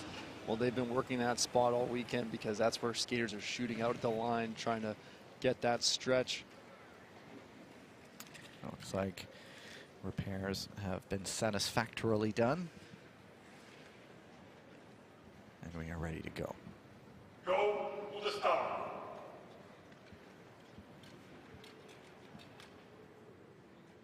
Right. Look out at position 5, Falcock does have a 500-meter medal from here last season, but starting position 5, you have a long way to go. Now it's already opened up with Stephen Dubois on a flyer. Well, Stephen Dubois was on the 500-meter podium last weekend. He was on the 500-meter podium at the World Championships earlier this year, back in March, and he is off to a flying start here, really separating the field, kind of breaking it open. We got gaps everywhere. Trying to sustain that speed. Miyata Shogo is closed up at the bell. Hyo caught sort of in the middle, but Dubois may have done enough to just hang on as one of the top two. It's Dubois and Miyata, 1 and 2. And you look at Hyo's time, about a 40.43 and another clean race. That was a quick one. We saw Stephen Dubois putting down 8.1 second laps, 8.2 laps. Lower, that's a 40.1. That's a solid time here in the 500 meter. And as I was just talking about, I figured it'd be around that 40.5 or sub 40.5 marker to go through on time. So we'll be keeping an eye on that. These guys are flying today. And it looks like Hyo's third fastest time there is faster. Yeah, it's finalized at 40.443. It is faster than Liu Xiaowang's time from the first heat. And so all going to plan for him. There won't be any advancements, and he will move on as one of the third fastest times. And we saw how tired he was at the end of the 1500. Well, William Dongenew is back out on the ice now. Well, all three medalists from the 1500 have found themselves together in this 500-meter quarterfinal. How about that? What are the odds? Dongenew, Seagal, Kreuzbergs, all back for more. Another showdown. Also joining them, Abzal Ashgaliev of the Kazakh Nomads and Jordan Pierre-Gilles, Dongenew's teammate. When Dongenew went to celebrate there on the near side, it was Jordan Pierre-Gilles joining him in the celebrations. And there are the results confirmed. No advancements, no penalties through that one either. So we're getting through these races clean. But you do have Jordan Pierre-Gilles starting out in position 5. He had to go through the repechage this morning, all because yesterday in the heats, he was leading up until the last corner, but just couldn't carry the speed over to the finish and found himself in the boards. Jordan Pierre-Gilles just kind of lost his footing, kind of fell back on his heels on the exit of the turn, and that put him into the board. So he worked his way through the repechage this morning. He's starting 5th position on the start. That's a tough place to start the race. However, Jordan Pierre-Gilles, known for having a quick start, he's going to want to take as much ground on the field as he can off that start line. So already 3 men who have been on the podium today in this quarter final. Go to the start.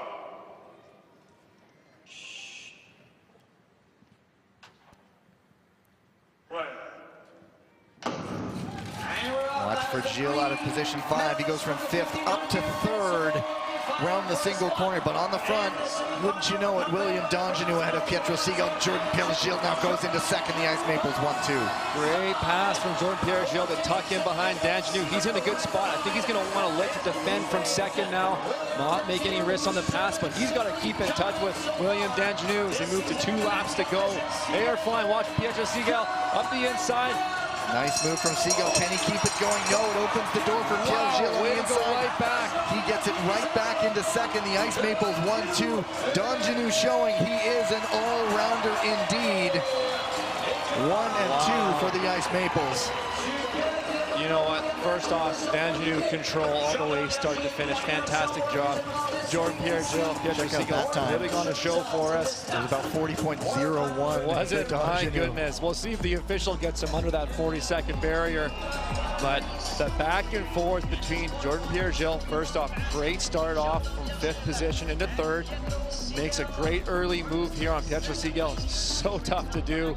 Moves over wide, so he's able to keep a wide entry, get 2 crossovers to keep the speed going. There is another look here, going right back on him. This is great racing. This is what we came to watch.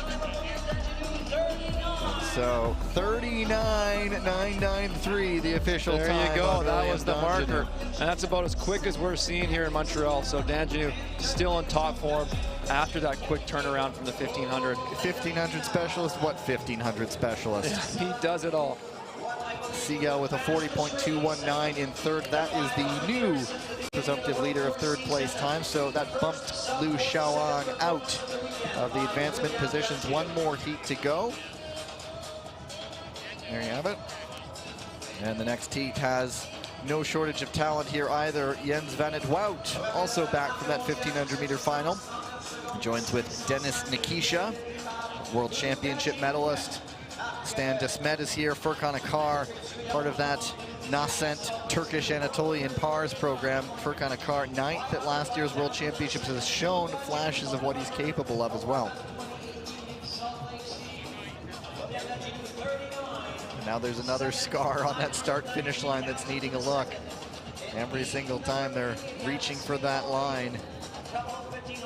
You know the races are close when they're patching that finish line every time the skaters get off the ice. And you've pointed out these track stewards aren't just your any day official who wanders in and is ready to do a speed skating event. They're not just, they're specialized volunteers here. So in this next race, Dennis Nikisha, he's known for having one of the quickest starts in short track speed skating. He's a consistent face that we see in this 500-meter event, really 500-meter specialist. Expect to see him get off the line quickly, get control of this race, but tracking him down will be Jens van 't Wout, who's been showing incredible strength these past 2 weekends. I think he's going to be looking to try to make a move on Nikisha as we get to the second part of this race, maybe around 2 to go, but we'll keep an eye on that. Anything can happen in these races, but that's kind of my gut feeling on how things may unfold here. Nikisha, quiet start to things last weekend, but obviously we've seen his power before, and Tyler was just talking about see how he starts. He gets to start out of position 1 as well, certainly to his advantage. Stan Desmet, perhaps more in his element in the longer distances, but all you need to be is in the right place at the right time, and anything can happen in this distance in particular. Well, for Konakar, he's shown he's got great speed. That young skater has a bright future ahead of him. Van 't Wout finished 4th in the B final last weekend. Nikisha was also in the B final. He was penalized there. This is still just a quarterfinal.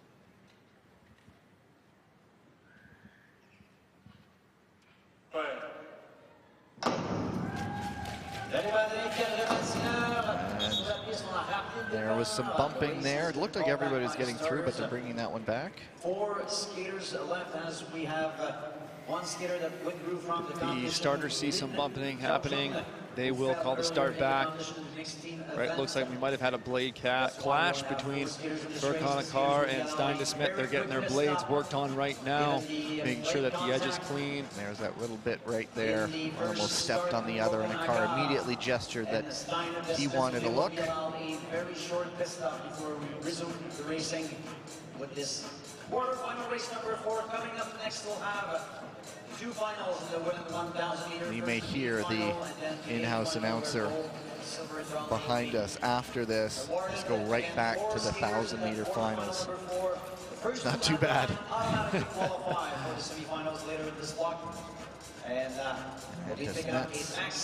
Blades are ready to go. We heard from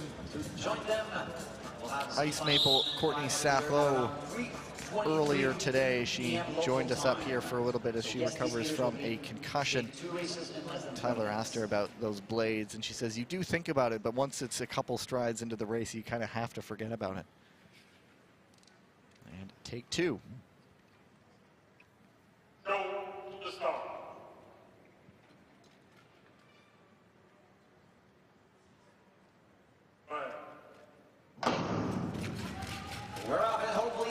Nikisha was behind a little bit for the first few strides, but he just poured into that first corner and took the lead. Furkan Akar showing his prowess on the start, jumping into second, making some work for Jens van 't Wout, who's now looking to move up to second. A little bit of a wobble from Van 't Wout there. Akar, Desmet all there, but Nikisha just pouring it on in the lead right now, inside 2 to go.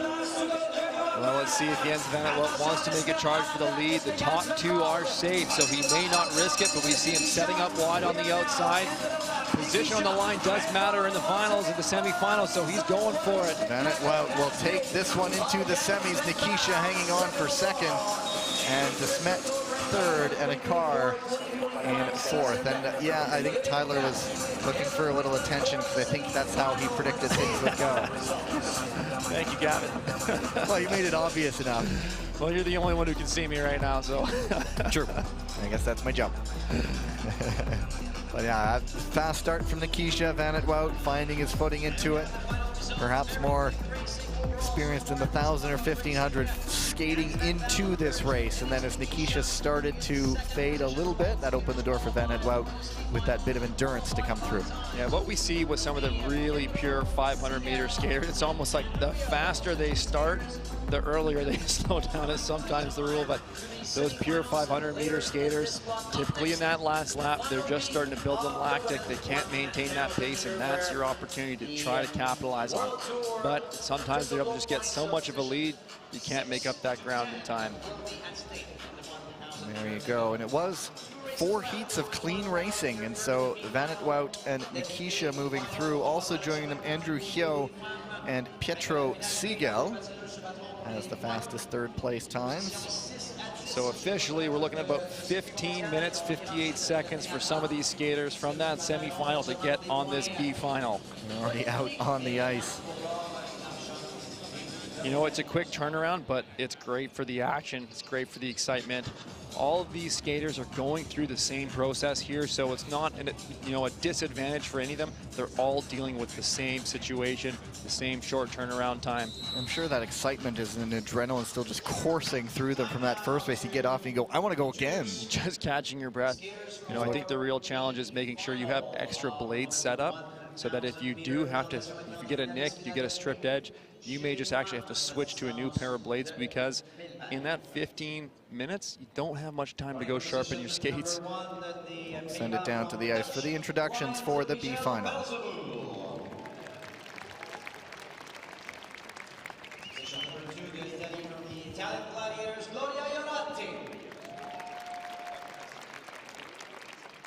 Position number 3 to Canada, représentant les erreurs de glace canadien, Florence Brunel.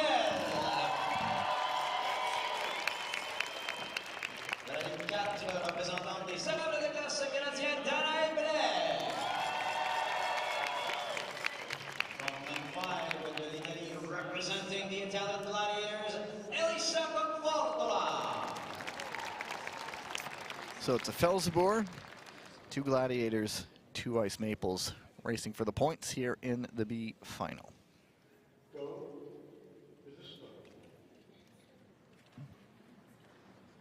Ready. C'est le démarre pour cette finale de consolation 1000 mètres. As expected, usually Michel Felzebor goes to the front, but Danae Blais also eyeing it. Also Confortola looking for things, and already we're off and running with everybody potentially eyeing a spot at the front early. I was kind of wondering, might we see 2 Ice Maples or 2 Gladiators try to take control of this race up the front? And doing so, they can kind of offset tracks and protect the lead. But, you know, well, maybe now we see that a little bit shaking up as Danae Blais, who loves to be in the front as well, makes her way right to the lead. As they come around, they're going to have 5 laps to go after this turn. It is Florence Brunel and Danae Blais, the 2 Ice Maples. It's Blais on the front right now. Confortola watching her. Perhaps a little unfamiliar territory. Felzebor in the middle of the pack. If you're watching the lap times here, Danae Blais does a tremendous job just slowly picking up the pace. It was 10-1 before, 9-9. What are we going to see? 9-7. Just chipping away, progressing it. Confortola jumping on the inside. 2 laps to go here. 2 to go. It's Confortola. We have Chiara Betti right below us cheering on her 2 teammates. It's Confortola at the bell leading the way. The 2 Ice Maples mounting an attack here. Both of them trying to flank Confortola. She's holding them both at bay right now. It's Elisa Confortola taking the B final. Oh, nice tight finish from this group. These are still top 10 points these athletes are fighting for. Again, we've talked about it. These are big points for them individually as well as for their team. Nice race there. Clean race as well. Confortola, if the early rankings are any indicator, she was actually the lowest ranked skater in that B final, but nice work for her to get to the front and then fend off the Canadian advances.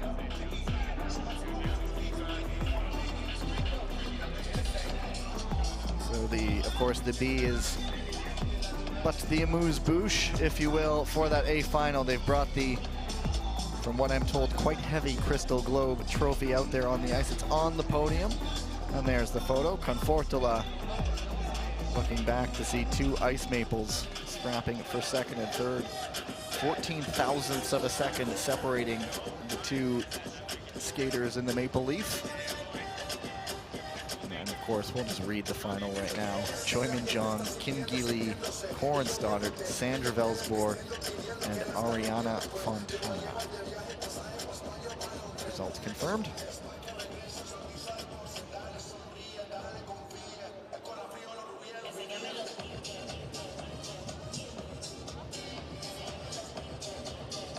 Skaters still haven't made it to the ice now. They're starting to come out.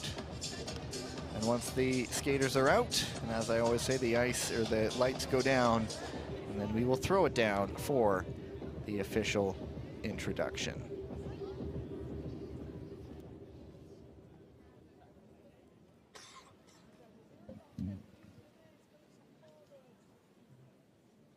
Présentation des finalistes pour l'épreuve féminine du 1000 mètres. Time now to introduce the skaters in the A final for the women 1,000 meter. La République de Corée representing the Korean White Tigers, Choi Min-jong.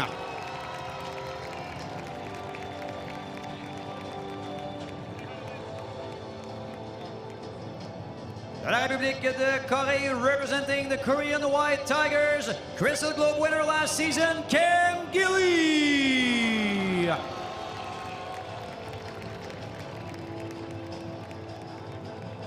Des États-Unis representing the USA Eagles, Corinne Stoddart.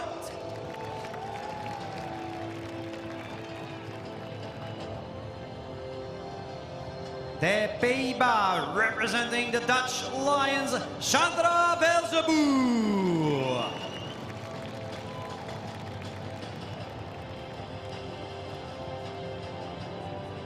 De l'Italy representing the Italian Gladiators, Ariana Fontana.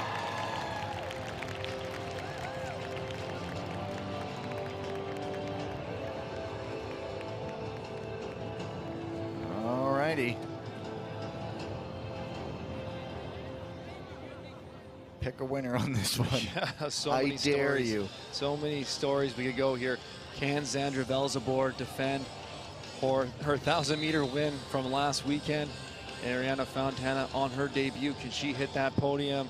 Kim Gi-lee defending Crystal Globe, looking to get a win in the 1,000-meter this World Tour. Never mind Choi Min-jong with her accolades and Corin Stoddart, that power of the U.S. Eagles side. Go to the start.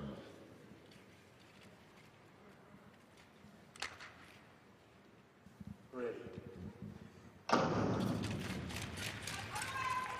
And Velsboer didn't quite get to the front. Choi out of position one gets there, but already everybody angling for their own spot, and Velsboer is on the front right now. There's going to be a lot of battles for this lead. Looks like Kim Gi-lee is choosing to be a little bit more patient. Watching these other skaters battling it out for the front. Corin Stoddart knows the amount of power in the field, and maybe she's potentially employing a plan to get to the front and skate defensively, see how she can hold them off. But no, there's Choi coming up, and now Velsboer trying to squeeze through, very close through there. Struggling to find a place on the ice. Stoddart slots into third, and almost an excuse-me move up the inside into second. Well, let's watch Velsboer and Fontana on the outside. Choi Min-jong's going to feel them out there. She's not going to want them to get by quite easily, just picking up the pace. Velzeboer having to fight for that lead. Still 3 laps to go, so there's still some work to do in this race. Velzeboer on the front, Choi watching her, Stoddard in third. And then it's Ariana Fontana trying to chase down Kim Gi-lee. Nice inside pass by Choi Min-jong. At the bell, it's Choi. Is she able to hold on to that corner? Yes, she is. Choi Min-jong in front. Here comes Kim Gi-lee going in on Corin Stoddard. It's going to be Choi Min-jong taking this one. Wow. You know, I think that was a fantastic skate by Choi Min-jong, really showing her strength again here, because after she made that pass up the inside, she wasn't in any sort of desperation mode. She was in full control. She moved her track out wide. She still attacked that speed with, you know, that corner with speed. What we see sometimes is as athletes are fatiguing, they just start going more on a tight track. They start dumping speed and slowing down. She made that pass and just kept it going. She still had some legs to go. So it is a white tiger in first. It's not that woman at the Crystal Globe helmet, but happy for her teammate, of course. Sandra Velzeboer, second straight medal in the 1,000 meters. Last weekend it was gold. This weekend it's silver, and with Kristen Santos Griswold missing out on the semis in this 1,000 meters. That's a good shot in the arm for Velzeboer in those Crystal Globe standings. And Corin Stoddard, can't be minded. USA Eagles on the podium. Nice result for her as well. Yeah, I think Corin Stoddard, great job. Again, she was putting up a battle to stay near the front. I think that would maybe be one critique on Ariana. She was kind of hanging towards the back, and by the time she was looking to make a move, it was just too late.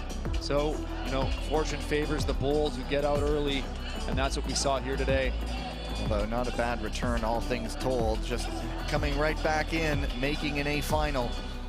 Securing a top 5 performance. She finished in 4th ahead of Kim Gi-lee. Yeah, that was a great debut for her.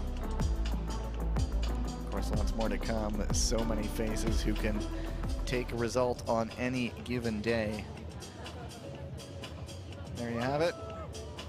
Kim in 5th, Fontana, Stoddard the bronze, Velzeboer silver, and Choi Min-jong takes the gold here at 1,000 meters, number 2 in Montreal. And now, time for that victory ceremony.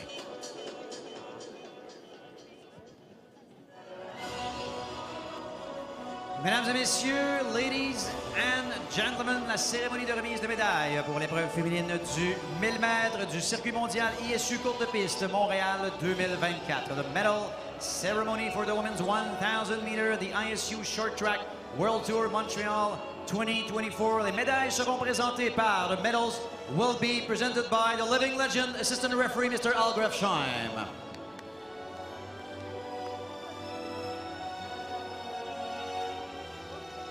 En troisième position et gagnante de la médaille de bronze des États-Unis. In third place and winner of the bronze medal from the United States and representing the USA Eagles, Corin Stoddard.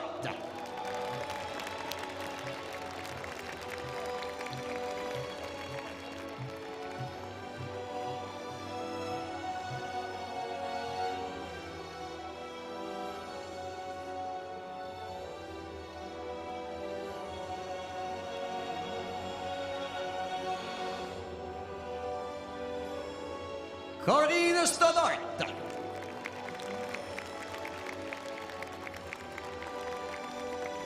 En deuxième position et gagnante de la médaille d'argent des Pays-Bas. In second place and winner of the silver medal from the Netherlands, representing the Dutch Lions, Sandra Velzeboer.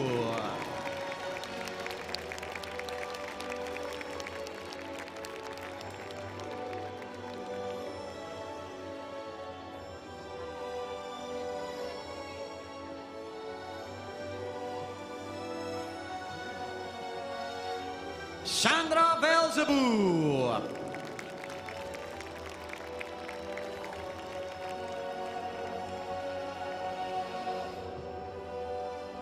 En première position, gagnante de la médaille d'or de la République de Corée. In first place and winner of the gold medal from the Republic of Korea, representing the Korean White Tigers, Choi Min-jong.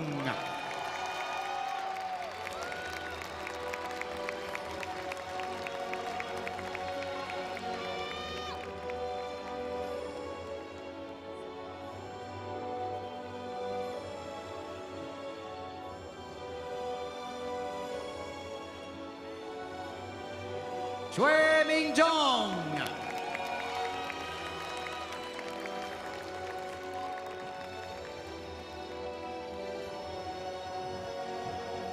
Mesdames et messieurs, les médaillés, ladies and gentlemen, the medalists.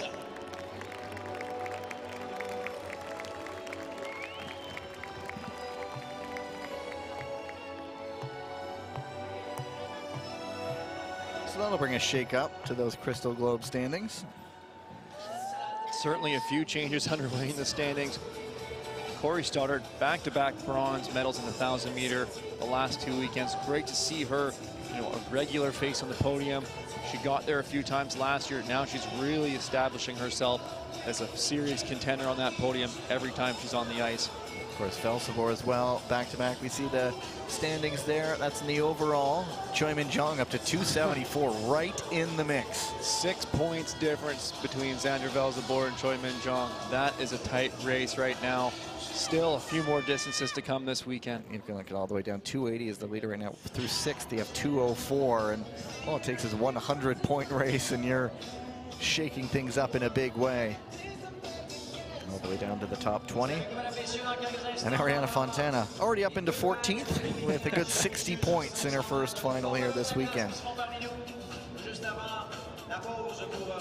And we're not done yet. Usually after the medal ceremonies, it's time for an ice flood. We are coming out with the men's 500-meter semis, and then we will ice flood, and then we will do some of the women's relays, and then the men's 500 medal races. So we're just gonna fly into this break coming up, and it starts with a pretty strong A semifinal. Donjanu, Jordan Pierre-Gilles, Pietro Siegel, Jens van het Wout, and all the way out in position 5, Dennis Nikisha. Yeah, don't go anywhere, because this is going to be a quick one. A couple of really good starters. There's a fast finisher in Van het Wout. And then, of course, there's Donjanu, who can just take control. So we'll see how this one plays out. The two Ice Maples in positions 1 and 2.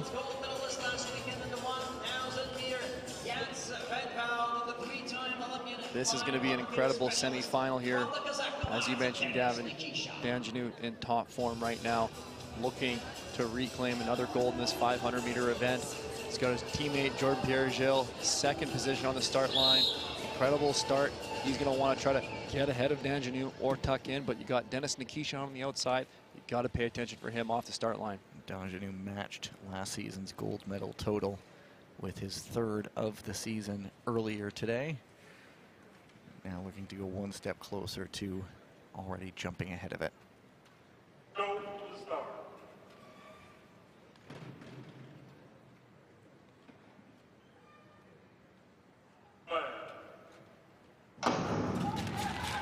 And Nikisha does off the line. He jumps ahead once of Van het Wout, sort of, but Van het Wout takes it back, and it's the two Ice Maples using position 1 and 2 to their advantage, and Pierre-Gilles allowing perhaps a bit of a gap between him and Donjanu. Well, this is looking like a little bit of a repeat from the quarterfinals-ish. We had Siegel and Jordan Pierre-Gilles battling it out for second behind Donjanu, who's still just pulling up the front here, getting a little bit of a lead. Maximum 1 third-place skater will move on. The top 2 will, and Siegel jumps in at the bell into second place. It's Donjanu far and away right now on course for yet another A final, and William Donjanu is cruising.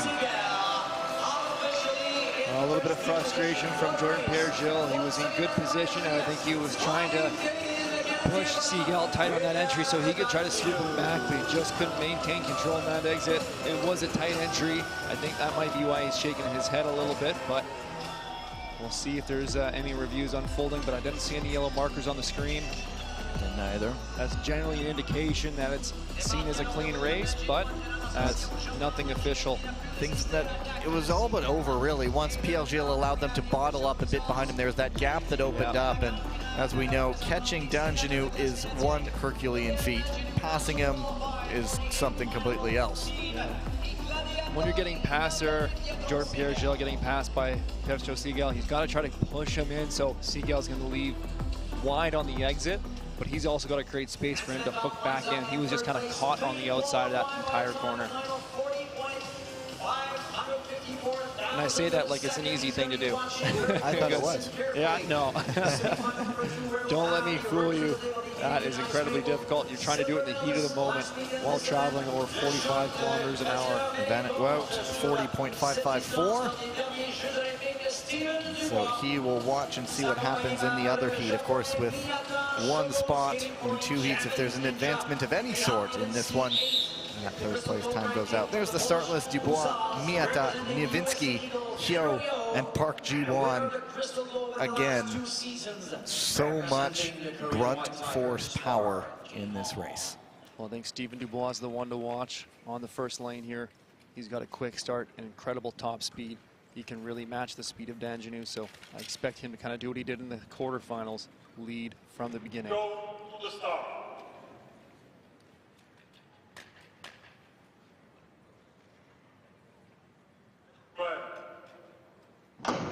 Watching out for Niewinski. Supreme confidence in that man right now. And it is Dubois out of position 1, jumping to the front. I think this is really going to be a battle for second. Stephen Dubois is so quick. He's not slowing down in these corners at all. 2 crossovers in, still building his speed. My goodness. It's Dubois leading the way. Miata riding up plus. Here's Niewinski shaping up a move on the inside. 8-0 lap from Dubois on the front and still looking comfortable and in control of this race. And now Niewinski eyeing the lead. Park really frozen out of this one. The 500 not his specialty, but it's Dubois going wire to wire. Niewinski joining him in the A final. Wow, and look at that time. That is going to put up a challenge for Jens Van het Wout's time for that final position. And nothing caught my eye that would need reviewing, but does that look like a 39.9 there on the board? 39.98 unofficially for Dubois, and we've seen them come down when they make them official. Yeah, that's another quick race here. Just the consistency I feel Dubois has been putting up in these 500s has just been so impressive. He's really locked in because a few times we've seen him hit that 39.9 marker. Then there we have it, a 39.96. And Niewinski, again, showing a confident pass there up the inside. Yeah, and it looks like we're going to see Miata Shogo through to the 8th. Essentially riding Dubois' coattails, sitting in that draft. 40.128 would be enough to move on. And yeah, there is a 39.965 for Dubois. Well, that's really going to help his position on the line in this 500-meter final. Niewinski with a 40.028. He's still on the ice, just checking the board. He sort of threw his arms up in the air, did Niewinski. I think he wanted to go under 40 and was disappointed to see it was still 40.0, but he's sort of an X factor now in a final where he's having fun and he's relaxed, and we'll see what kind of result he can put up against some formidable opponents in that A final coming up. So that means it's break time. Coming back up, we will have women's relay semifinals, 3,000 meters.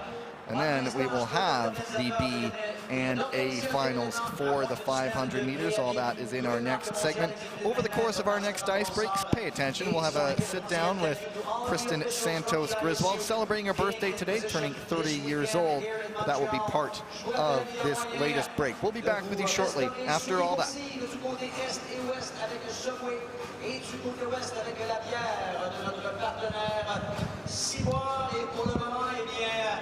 Je vais diriger votre attention pour la présentation sur l'écran d'un jeu questionnaire.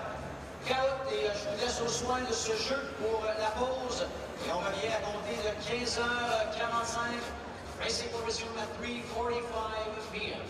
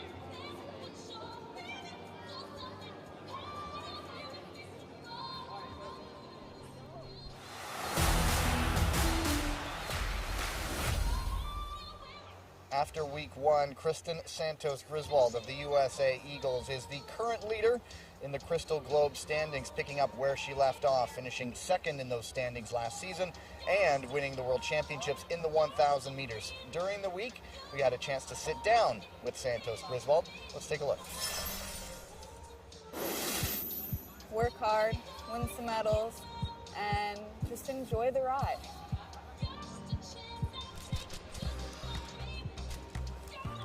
I started figure skating when I was 3 years old.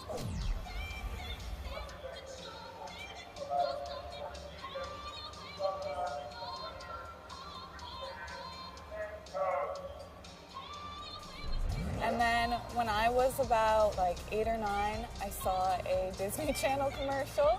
Yeah, I begged my mom to take me. My first practice, me and a ton of like 50-plus-year-old men. And my mom was like, okay, she's gonna hate this, but I absolutely loved it. I think when I skate, there's a lot of bad words that go through my head when I'm skating to myself. I'm not gonna say them here. I really, really like to skate off of instinct. I like to think quick on my feet and make those changes.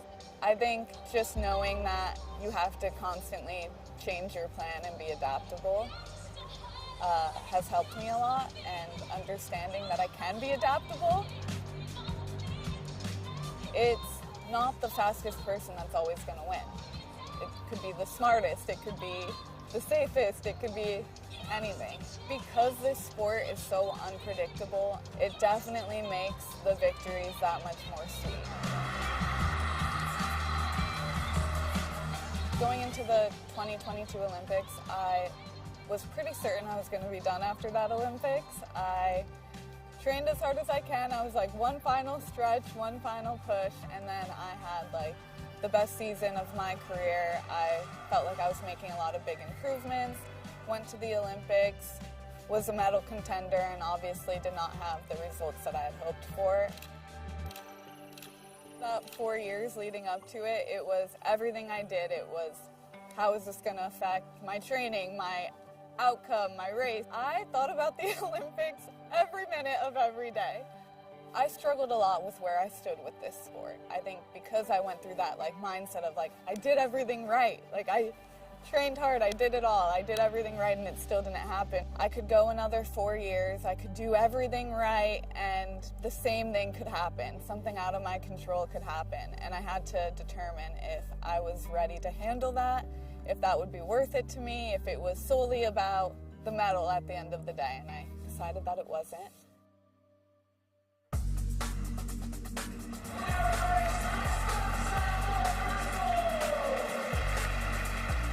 Ooh, weird. It's weird to even consider myself world champion. I honestly don't know that I ever really thought I would get there.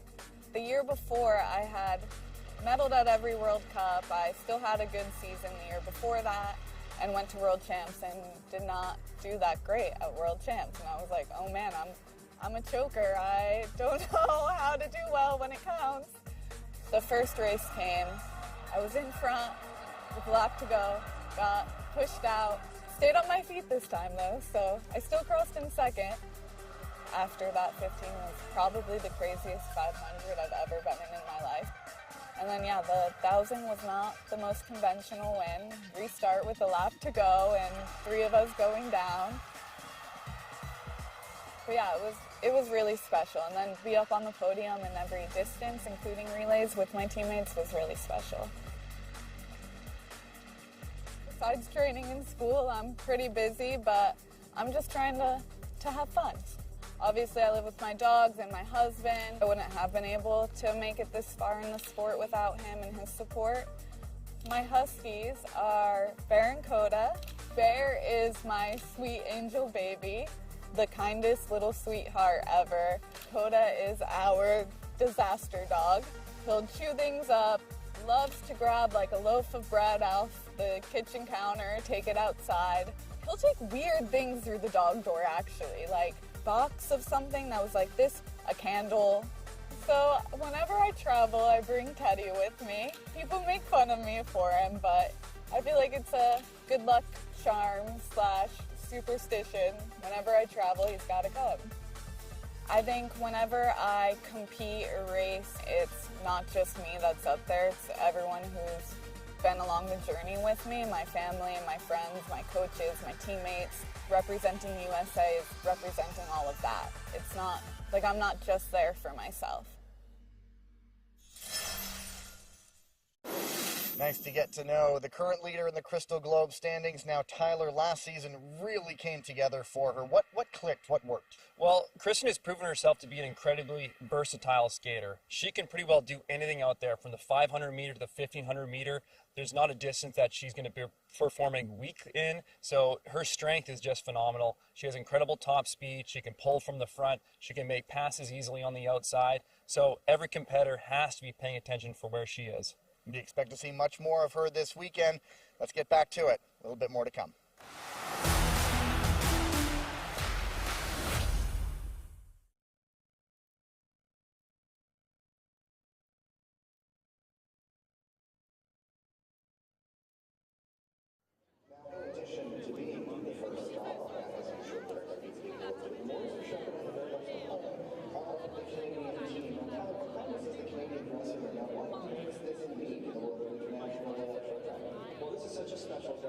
This is not what you see in every arena for every team. So what they've done here is really incredible. The athletes really appreciate it. And it would just be great to give you guys a tour behind the scenes look of what we have going on here. So as we enter the locker room here, the first thing we're going to see is the history. Canada has a deep history of Olympic champions, Olympic medalists. So they've got the history dating back to the 92 Olympics, the first official Olympics for track speed skating. So while the athletes are hanging around here, shuttering their skates, dialing their blades in for their races, they're also going to be reminded of the past, you know, and the glory behind them. So it's just great to have that as a reference to remember that they belong on this level, that they're going to compete here tonight. As their athletes are, you know, getting up there, getting ready again, they can review some of the practice sessions on the TV, they can review their races, and it's a great way to kind of see some highlights of what they've been doing and what things they may want to tweak and improve on. As we continue through the locker room, we have a great little lounge area here where the athletes can hang out after practice or before practice. A nice safe space, somewhere just to chill, somewhere to relax, and then even, you know, this weekend warming up with their bikes. As we go through here, we see the team motto on the wall, glass half full, reminding the athletes that they're fortunate to be in high performance sport and that they got to come in and fill that glass every day. Little coffee bar, snack bar, get what you need, hydrate.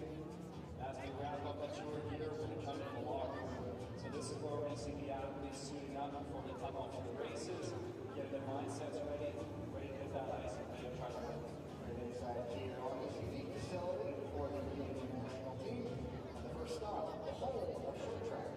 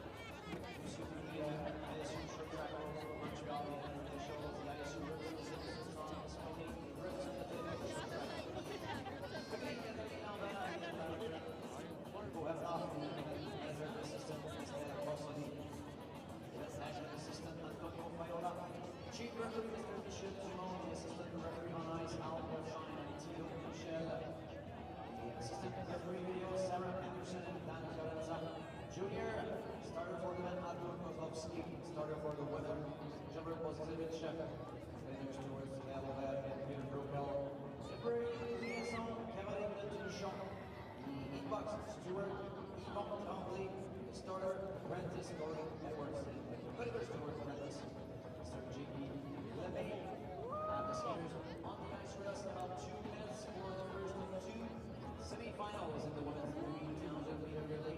27 laps around the track. First and second place teams for each race qualifying for final 8. The third and fourth place teams each race qualifying for the final. Donc en jeu, les places pour la grande finale au relais féminin 3 mètres. Deux premières équipes de chacune des deux demi-finales reviendront en finale A. Les autres équipes, eh bien, ne sont pas organisées, reviendront pour la finale B. Finale du relais qui aura lieu aux alentours de 16h42. Donc bien sûr, peu de repos pour les différents patineurs patineuses. Back to the action in Montreal, women's 3,000 meter relay semifinals. Top two automatically qualify for the A final, so no worry about time and advancement and all that. We have the Korean White Tigers, the Italian Gladiators, last week's winners, the Japanese Japanese Ninjas and the Kazakh Nomads. It was certainly memorable last week, Tyler. Pure example of the unpredictability of relay racing, in particular in an already unpredictable sport, is that the Canadians crossed the line first, the Ice Maples, but they did not get the win. That's right. The Canadian Ice Maples were penalized in that relay for a late inside pass, I believe it was, on the Gladiators. And that was some drama unfolding, some heartbreak for the Canadians at home. They'll be looking to make amends today. They go in the second heat. And it might have been on the Ice Lions. Apologies for correcting you. I think it was on the Lions. The Lions, yeah. And the Gladiators finished second, but were given the win. I shouldn't say given the win. They earned that win with the penalization from the Canadians. It's Gloria Ioriati for those Gladiators right now. Kanai Rika for the Ninjas. And they're doing a quick exchange. Looks like it's 1 lap to get things into rotation. It's Malika Yermak on the back there for the Nomads, and it's the easily recognizable helmet of Kim Gi Lee on the front right now for the White Tigers. The relay teams will typically start with a 1-lap exchange and then transition to 1.5 lap exchanges. After that, the only time it deviates from that at the end of the race is when the final skater finishes with 2 laps. At about 2 laps to go, there will be a gun going off, or a little bit before that. That's, you know, 1 exchange is allowed. If you're wondering how these teams are making team formations rather, how do they structure the order? They're looking to have their top skaters in those first 2 positions, as they will have 1 added exchange, so they're getting more time on the ice. You want to have your strongest skaters out there the longest. To do that anchor leg, it's Kane Rika for the Ninjas right now, and she'll give way to Nakashima Mide. And it's still Kim Gi Lee right on the front. And it is Ariana Siegel hoping to follow her brother to the podium. She gives way to Elisa Confortola. Well, most of the incidents that we see occurring in these relays are during the exchanges. It's advantageous to be near the front of the relay exchange, so that if you're in the lead and control the race, you're going to have easier path to exchange, less entanglement out front. There are incidents, but also there are opportunities when there's an opening to shoot your teammate through and take a position. Absolutely, that's when you're looking to capitalize on something happening in front of you. Still nobody mounting an attack on the Korean White Tigers lead just yet. And it's certainly a formidable presence on the front. We did just see her in the 1,000-meter final. Well, 13 laps to go. The White Tigers are not giving up this lead. They're controlling this race. Confortola. And there's Yana Khan of the Nomads. She jumps up into 3rd place. Well, this pace is picking up now. We've just dived under 9-second lap times. That is quick. So we'll see if the White Tigers can separate themselves from the rest of the field. The Gladiators will be looking to join them, but the Nomads are keeping in touch with it. The Ninjas are struggling a little bit in fourth as perhaps a look up the inside, didn't decide to go for it. Maybe a good idea to wait on that one. Confortola, or Yoriati, pardon me, had a very tight opening, and she perhaps made the right move not trying to exploit it. Another opportunity a little bit there on the exchange. I think the Italian Gladiators were taking a little look, but they're content in second, defending that position right now. They don't want to take any risks. They are in a qualifying position as it stands, but we're coming up on 6 laps to go. The Ninjas have gotten back into it. It took a little bit of an exertion, so they're certainly a little more fatigued right now, just trying to hang in. The Nomads are in third. A little bit of awkward exchange. I just saw it with the Gladiators going down, and in the end, the Nomads have to tag up. Well, that's what we talked about. The big risk areas on a relay are in those exchanges, so you just miss your footing. You push the wrong way, you push down too hard, you push beside your teammate that you're exchanging with. That's when the chaos unfolds. Now it's a 2-team race. They don't have to get risky here because the top 2 will go to that A final. The Gladiators also didn't have a perfect exchange. It was almost shoulder to shoulder, and it wasn't directly behind her teammate when the exchange was made. At the bell, it is Kim Gi-lee going away, and the White Tigers staying out of danger. That incident has been cleared. Fred, the video review, you see the green dot in your corner, and it looks like it will be the White Tigers and the Gladiators going on into the A final. Well, it really seemed like that was going to be a clean relay. Those teams were keeping close contact with each other all the way through. Not too much drama unfolding. However, just wait till those final laps, and boom, it explodes. Suddenly there's 8 skaters in a start-finish line. Review here, and it was really wire to wire for the White Tigers.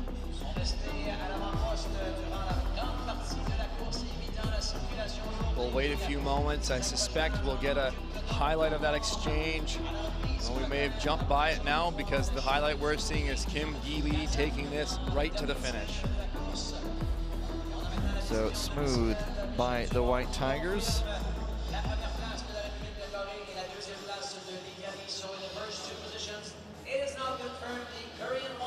And it's confirmed. The White Tigers moving on. They were silver medalists behind the Gladiators last weekend in that action-packed final race. There you have it. White Tigers, Gladiators into the A final. Nomads and Ninjas into the B final. Second heat coming up. Of course, there are only 2. This one will have the Falcons of Hungary, the Canadian Ice Maples, the Chinese Lungs, and the Polish Hussars.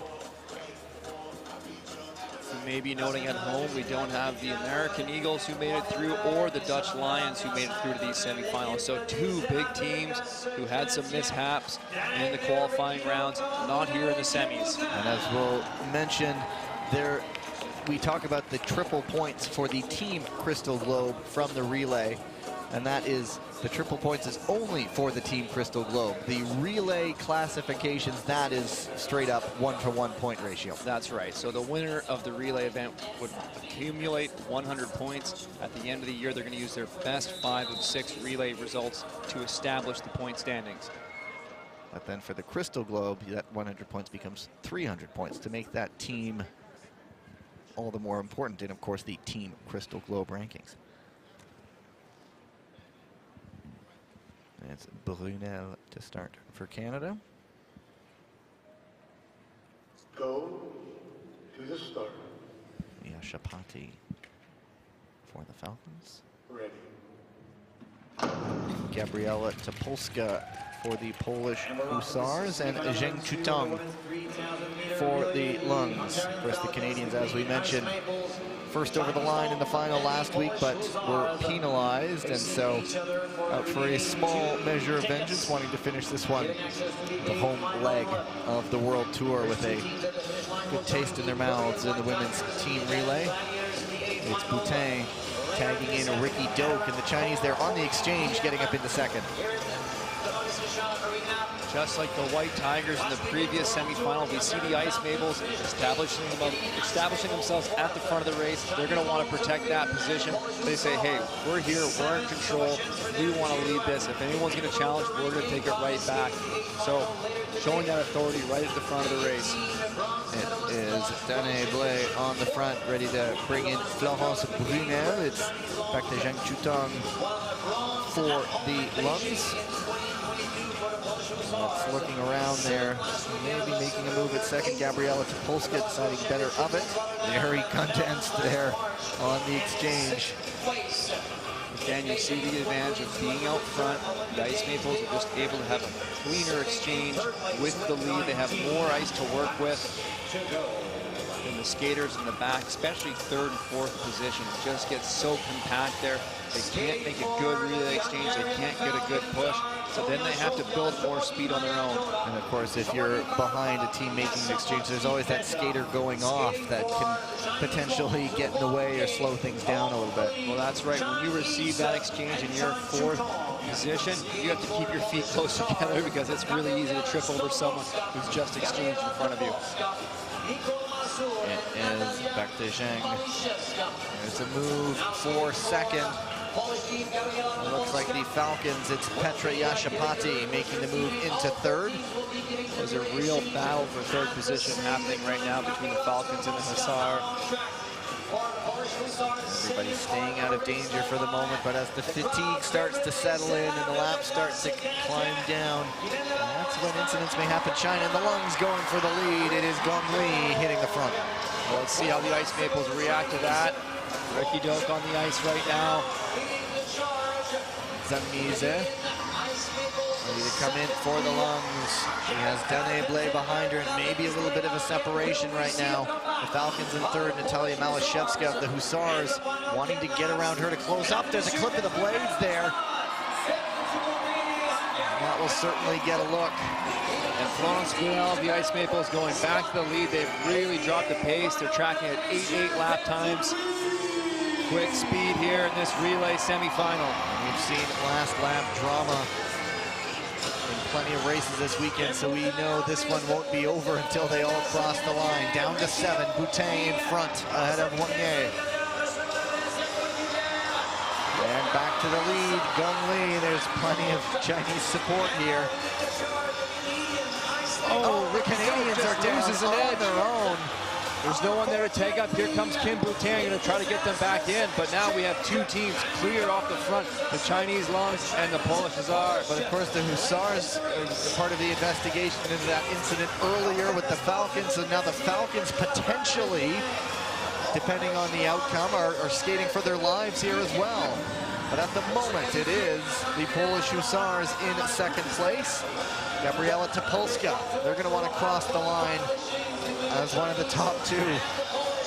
What did I just say? It's not over until someone crosses the line. And talking about shaking up those Crystal Globe standings for both the team and for the event standings, we're potentially in line for a shake-up here. Absolutely. We'll wait to see what the final result is. Trying to get a gauge of where the Falcons are. They're ahead of the Canadians right now, or do they have one lap to complete? They do. So the Ice Maples are finishing now in third. They do make it for third. So I lost track of the laps, and so we'll see what the investigation reveals. They've had that time to look at it during the race. It was not cleared, so it didn't go green, which means it's still being looked at. So the officials are going to be investigating contact from behind by Team Poland on the Hussar on the Hungarian Falcons. So there is possibility here. There could be a penalty awarded. We're gonna have to wait and see. Never short of drama on these races. No, and we've known from today, we should have learned our lesson where teams going out, skaters going out, even on the last lap, with multiple teams going out on the last lap in that mixed relay earlier today. Well, there would be huge disappointment from the Ice Maples team, especially following last weekend's results. If they don't make it through to the A final, that will really shake up who's in the A final too. And as you mentioned, Gavin, a big shift in the point standings. So looking at like the Lions in particular, the Eagles not making it, but the Lions, in terms of that team standings, they didn't get even to the semifinals. And then there's an unusual A final. They're sort of cheering for those unusual A finals now. And we do have a verdict. We'll send it down to the ice. After a review, we give a penalty to Team Poland. There you go. So the Poland team is penalized. That jumps Canada up into the second place, and so the Ice Maples into the A final, breathing a sigh of relief. Well, it just shows how important that tag up was after that fall by Ricky Doak, because the Falcons were tracking them down. The Falcons, victim of their own incident. Now they weren't advanced because they weren't in a top 2 position when that happened. That's correct. Falcons were in 3rd position at that time in the race. And here it is. Contact from behind. Malashevska was lining up a move, cutting across the ice, just clicks the blades there. Yeah, actually Malashevska was actually on track to make a really nice pass there. However, as she cut across, she caught the back leg. I'm not sure if that was Yashapati or not. Couldn't tell in that video, but she caught that leg as she moved across to put the Falcons down in the ice. So we will see them back again in just a little bit. Now it's time for the 500-meter medal and points races.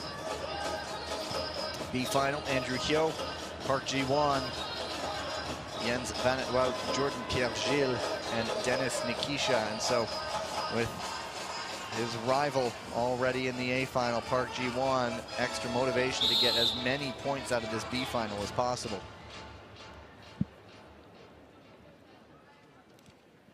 And we'll go down for that on-ice introduction.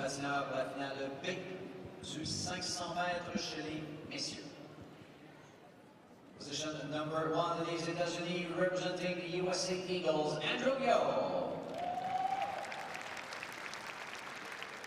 Line number 2, la unité de Corée, representing the Korean White Tigers, Park Ji-won. Position 3, the Pays-Bas, representing the Dutch Lions, Jens Van het Wout. Position 4, du Canada, representing the Canadian Ice Maples, Jordan Pierre-Gilles. Line 5, du Kazakhstan, representing the Kazakh Nomads, Dennis Nikisha. Nikisha out there in position 5 once again. He's sort of stuck behind a lot of high-powered traffic in the semis from that position 5. We'll see what he does here in the B final.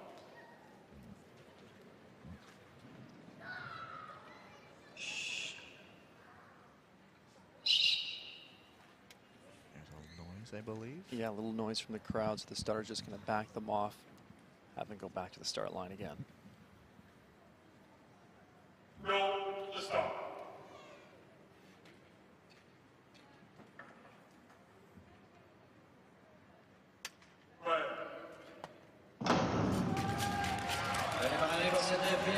Hyo off to a good start. Park trying to get around, and Jordan Pierre-Gilles, the Canadian, up into 3rd with Nikisha hot on his heels. Nice little move into 3rd by Jordan Pierre-Gilles. I think Jens Van het Wout moved a little too far outside, jumping up the inside, causing some trouble there. All the way from 4th into 2nd is Van het Wout. Both Pierre-Gilles and Park got bumped, and that's getting a look. It's Hyo still in front for now. Great pass from Jordan Pierre-Gilles there to get into 2nd. 1 lap to go. Park Ji-won on the outside. Is it too late? Jordan Pierre-Gilles looking to get to that 1st position. Up the inside. He does make the move, and he can't make it stick. And oh my goodness. They're both up on their feet. That was a high-speed incident.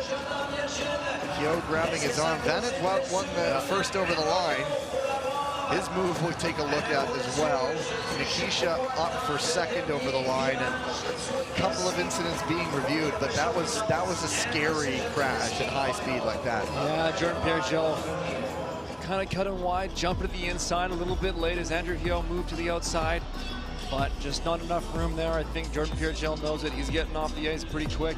He actually, in an effort to almost save it, got back on his feet as he was moving out towards the boards. but the officials have some work to do here. Yo leading for most of it. There's the Van het Wout move all the way up into second. He was from fourth to second and a few little bumps along the way. And here's Pierre Gilles taking it back. And then on the last corner, worry about where those blades go. Everybody, actually Pierre Gilles' blades were relatively close to Yo there. Wow.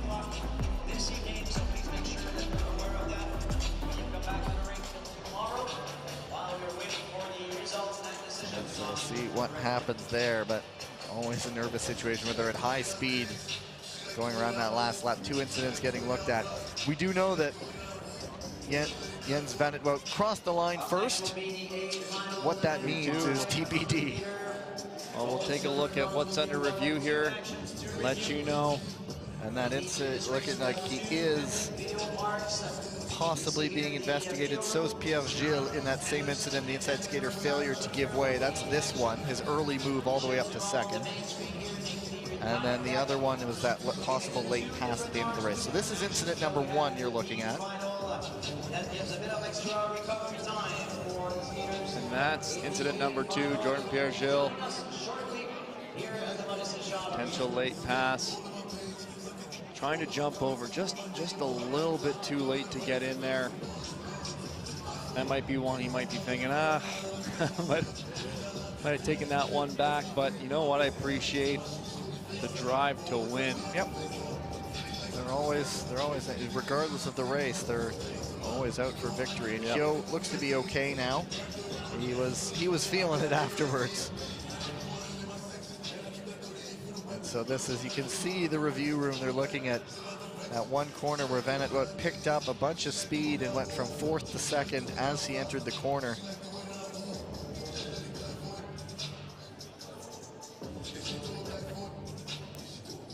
Canadians with those very long jackets. And a hood big enough to cover your helmet. After a review, we give a penalty to number 7 from Canada. There you have it, just a penalty on Pierre Gilles. And so Van het Wout, first over the line, confirmed as the winner of the B final. Dennis Nikisha in second, Park Ji-won in third.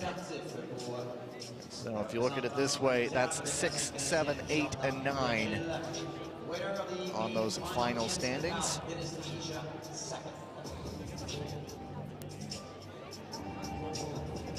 Now, the skaters are out for the A final. As we see the review, illegal late pass on Pierre Gilles there. Got a little tangled up there going for it, but he had committed essentially, I'm going for this pass, even with that little bit throwing off balance. Yeah, at that point it was too late to go back on it. I think you mentioned Gavin, as he's coming across, he kind of clips Andrew Hio, so that just kind of throws him off on the entry.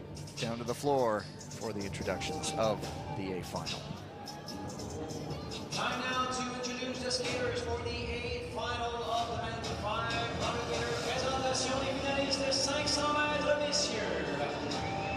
From Canada, les érables de glace canadiens. Bronze olympique sur la distance, Steven Dubois.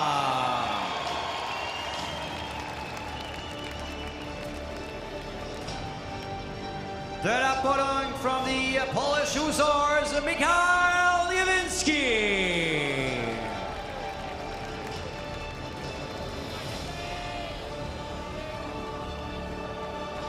Du Japon, representing the Japanese Ninja, Miyata Shogo.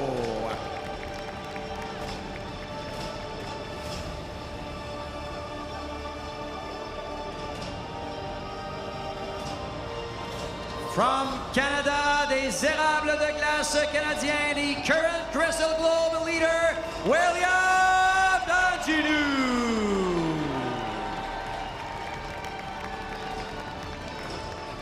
De l'Italie, della squadra Gladiatori Italiani, Pietro Sigel.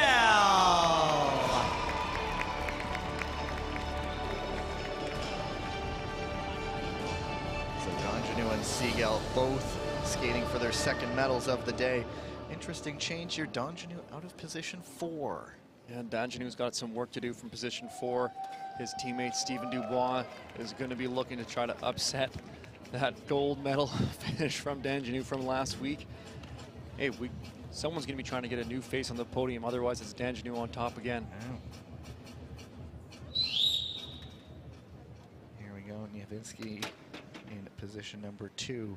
Still looking for his first ever individual World Cup or now World Tour gold medal. Go to the start.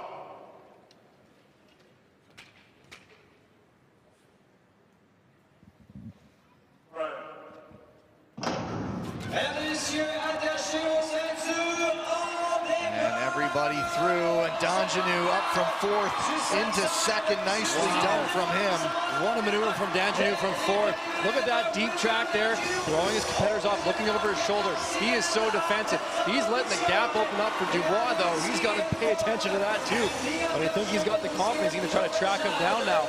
Inside 2 to go. It's Dubois off and away. A week ago, he finished behind his teammate. Now he's in front at the bell. It's Dubois and Danjanu. Niewinski looking for 3rd around Seagull, but Dubois trying to hang on. He's going to finish on top of the podium on this week. Wow. Whoa. Dubois just getting out of the way of Seagull on the inside. That was an interesting race to watch. Danjanu, you know what? He was paying a lot of attention behind him rather than in front of him. When you watch these replays, pay attention to his track patterns. Look how he's skating. Look how he's looking over his shoulder, seeing where his competitors are coming from. He is just in such control right now. But we got to talk about Stephen Dubois here. Phenomenal skate. He's been doing it all day. Gold medal, Stephen Dubois. Great skate from that man.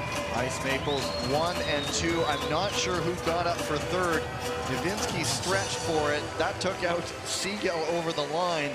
And then Dubois, small heart in the throat moment when he had Seagull tearing at him across the line near the boards after the race. But Dubois, position 1 has just been his own all day, hasn't it? Dubois has been dominating from position 1. Just rinse and repeat from him on these 500s. Win the start, control his speed, then build it and attack. No one's been able to manage Dubois all day long.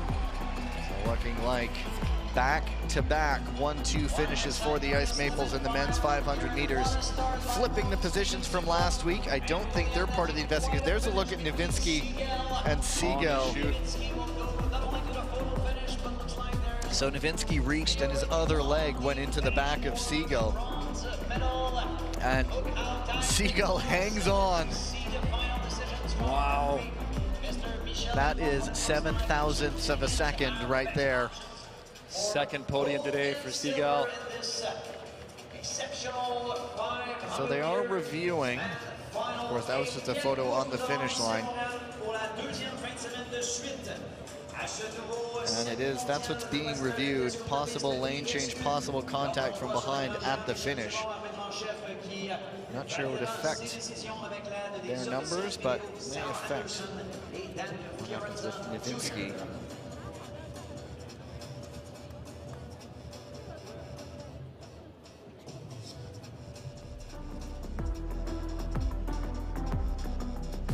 Here's a look at that finish between Niewinski and Seagull.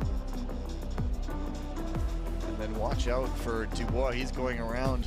He almost caught the beginning of that there. Just getting out of the way. Everybody all smiles right now after that 1 or 2 nervy moments. And right now, anyway, the Ice Maples, dominant 1-2 punch in 500 meters anyway.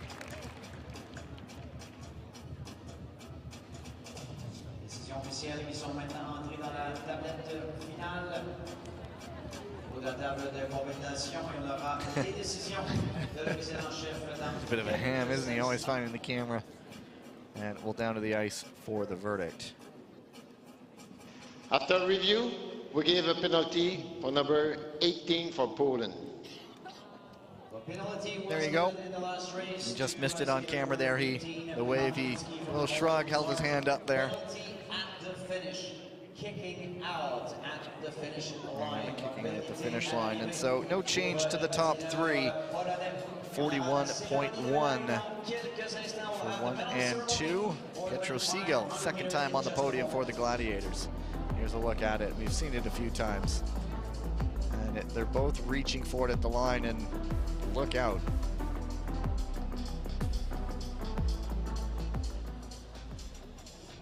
And with that settled, we'll go down for another victory ceremony. Mesdames et messieurs, ladies and gentlemen, la cérémonie de remise de médailles pour l'épreuve masculine du 500 mètres circuit mondial ISU de courte piste Montréal 2024. The medal ceremony for the men 500-meter ISU short track World Tour Montreal 2024. Les médailles seront présentées par, the medals will be presented by the assistant referee from Germany, Thilo Michel.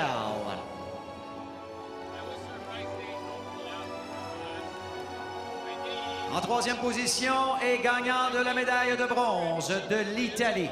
In third place and winner of the bronze medal from Italy, representing the Italian Gladiators, Pietro Segal.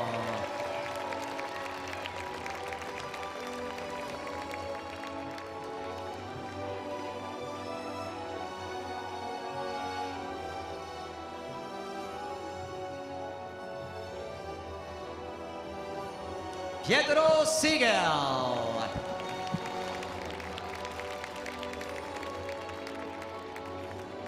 En deuxième position et gagnant de la médaille d'argent du Canada. In second place and winner of the silver medal from Canada, representing les érables de glace canadiens, William Danjinu.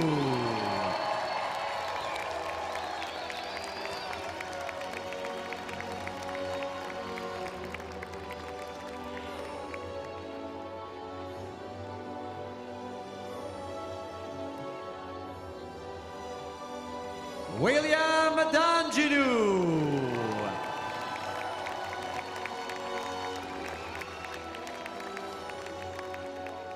En première position et gagnant de la médaille d'or du Canada. In first place and winner of the gold medal from Canada, representing les érables de glace canadiens, Steven Dubois.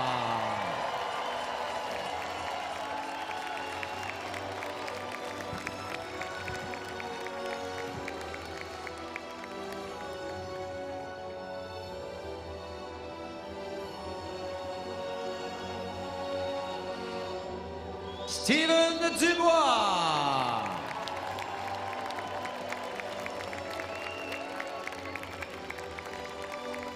Mesdames et messieurs, les médaillés, ladies and gentlemen, the medalists.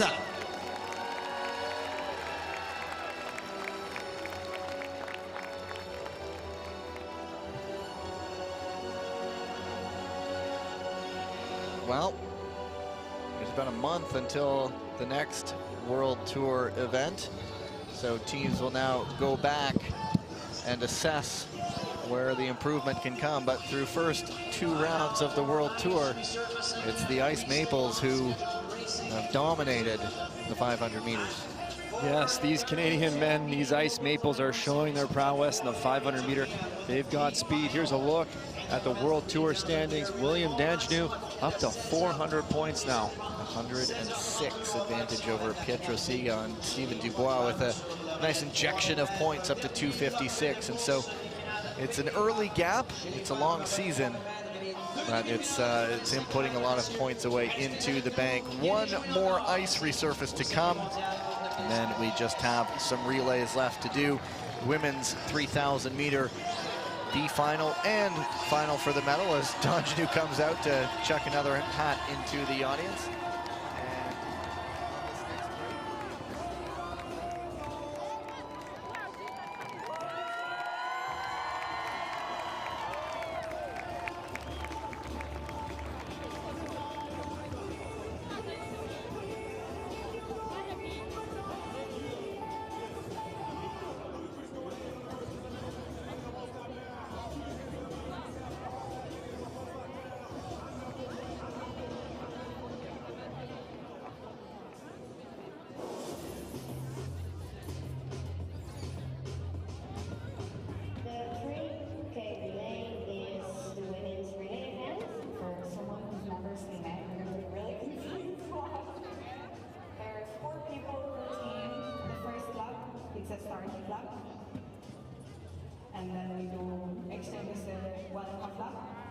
hardest person is the finisher, needs to do pull-ups. They can range from starting all out from the beginning or being a little bit more tactical. I don't like being in the front. I like chasing people down. I like making moves. I like doing something exciting. But some teams really like being in the front and have the leverage and ability to go out there and lead the whole race. An important part of the relays are the exchanges. So when one skater pushes the other one to keep the speed through the race. Person who is skating on a thread has already speed. So person who will change them has to remain a speed inside the thread. And the guy just push in bottom. So they give be fast, and also the exchange need to be really good. Of course, short track is a very fan-friendly sport. Lots of drama, lots of excitement. What about the athletes? What do they like about short track? Let's hear from some of them. The best thing about short track, the best thing for me about short track. The best thing about short track, I'll say, How to phrase it?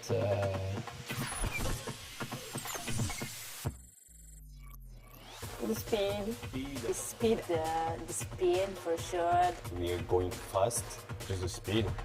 The best thing about short track, the excitement of the racing, the unpredictability, Action. The passing, the hitting, the speed, the falls, everything. It's amazing.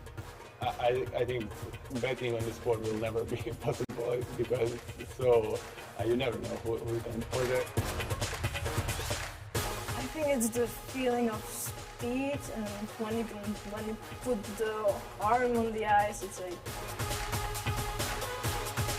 you don't have this feeling in any other sport. It's like yeah.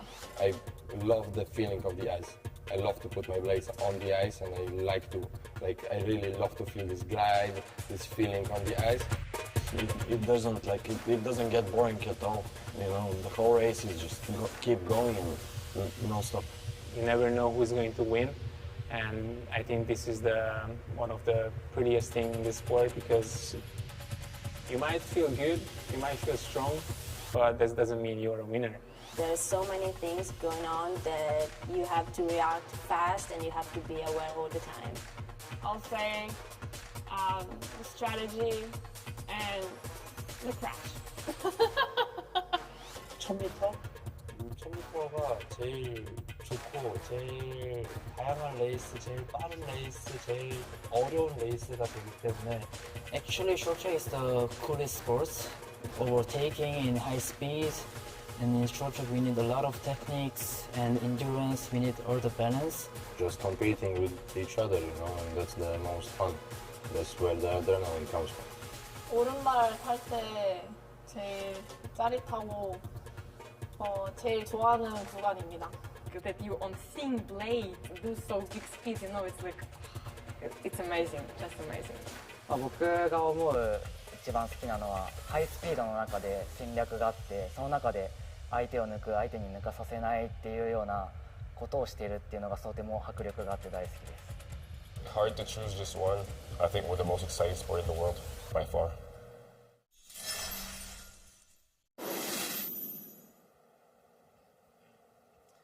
So it seems speed is the consensus that the athletes love about short track. Now, Tyler, you used to race yourself.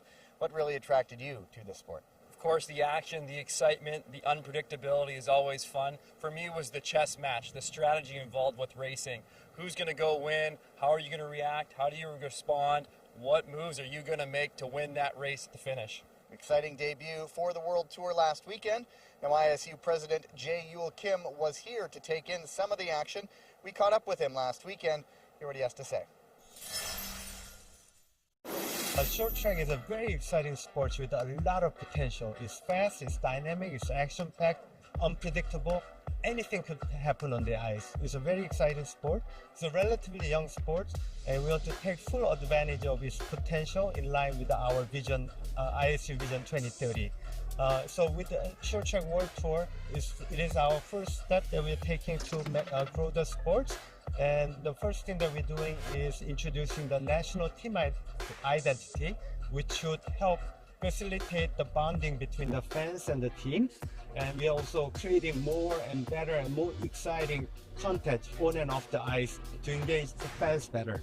I was watching it on the streaming, and even commentators are already talking about Dutch Lions, Korean White Tigers, Chinese Long, Italian Gladiators. It's more exciting to have these names and the icons go with them. We have the reigning champions competing with a crystal globe helmet on, which is very unique. And then we also have the newcomers or the skaters that have improved significantly during the off season. So this season is going to be so exciting. First stop this season of the season, but I mean you watch there's a fierce battle going on among the top skaters, so it's going to be so exciting.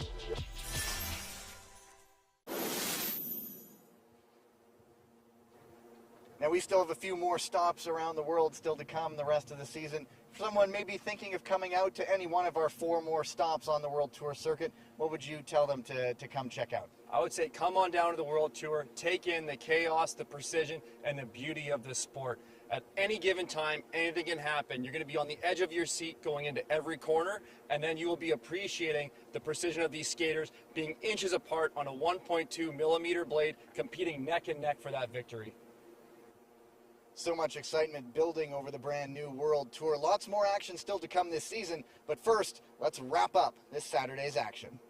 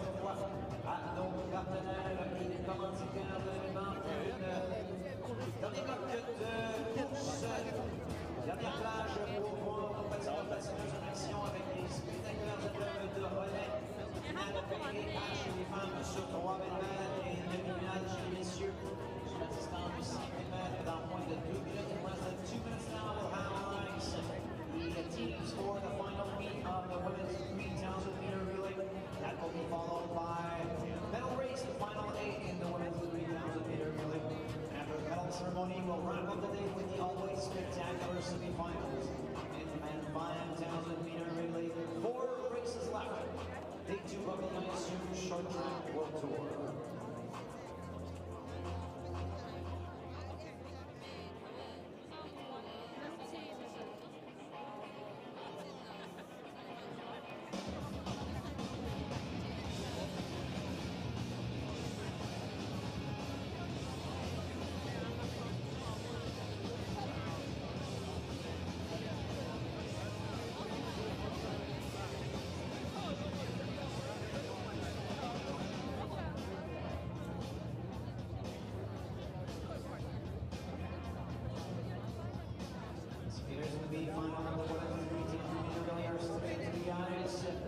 A final, racing down to the final 4 races of the day. All of them relay affiliated, and all of them non-stop excitement, I have no doubt. First up will be the women's 3,000 meter relay B final. Just 3 teams in this one, as the Polish Hussars were penalized from their semi-final. And so it's the Nomads, the Kazakh Nomads, pardon me, the Japanese Ninjas, and the Hungarian Falcons. A little more space out there on the ice in this one. A little bit more room to move out there. Teams are going to be less concerned with getting caught back in third. Actually, it's not a bad place to be. Let the other teams do the work early. You can have space behind you. You can kind of skate a bit of a wider, more relaxed track. So it opens up the ice surface a little bit, making for some exciting finishes coming up. We'll see what tactics have been drawn up. The Falcons going around, giving some final words. Maya Somodi.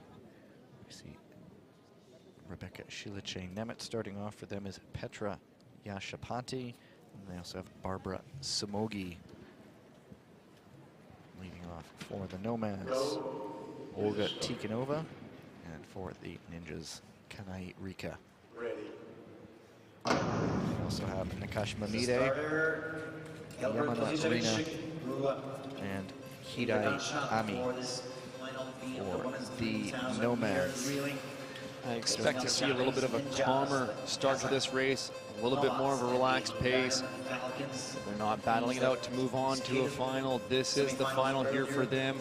Lots of points up for grabs in this B final. They're looking at positions 5th, 6th, and 7th in this relay event. Another exchange coming in. Tiana Khan in for the Nomads. Still waiting to go Alina Ashkalieva. Malika Yermak just went for them, and so all for position here. Of course, every point matters, and we look at some of these other teams that maybe are building programs to join the elite ranks, and when you're looking in terms of funding and sponsorship, you can hold up results, say, hey, look, we've got a top 5, we've got a top 10, we are building this program. With your support, we can keep it going. We've dipped under the 10-second mark for the lap time, so they are starting to increase the pace a little bit. Ninja's comfortable with the lead right now. Nakashima Mide on the front right now for the Ninjas. She has Malika Yermak. It's all compact right now. Maya Somodi giving way to Barbara Samogi. Things are picking up, still a ways to go here, inside 18 to go.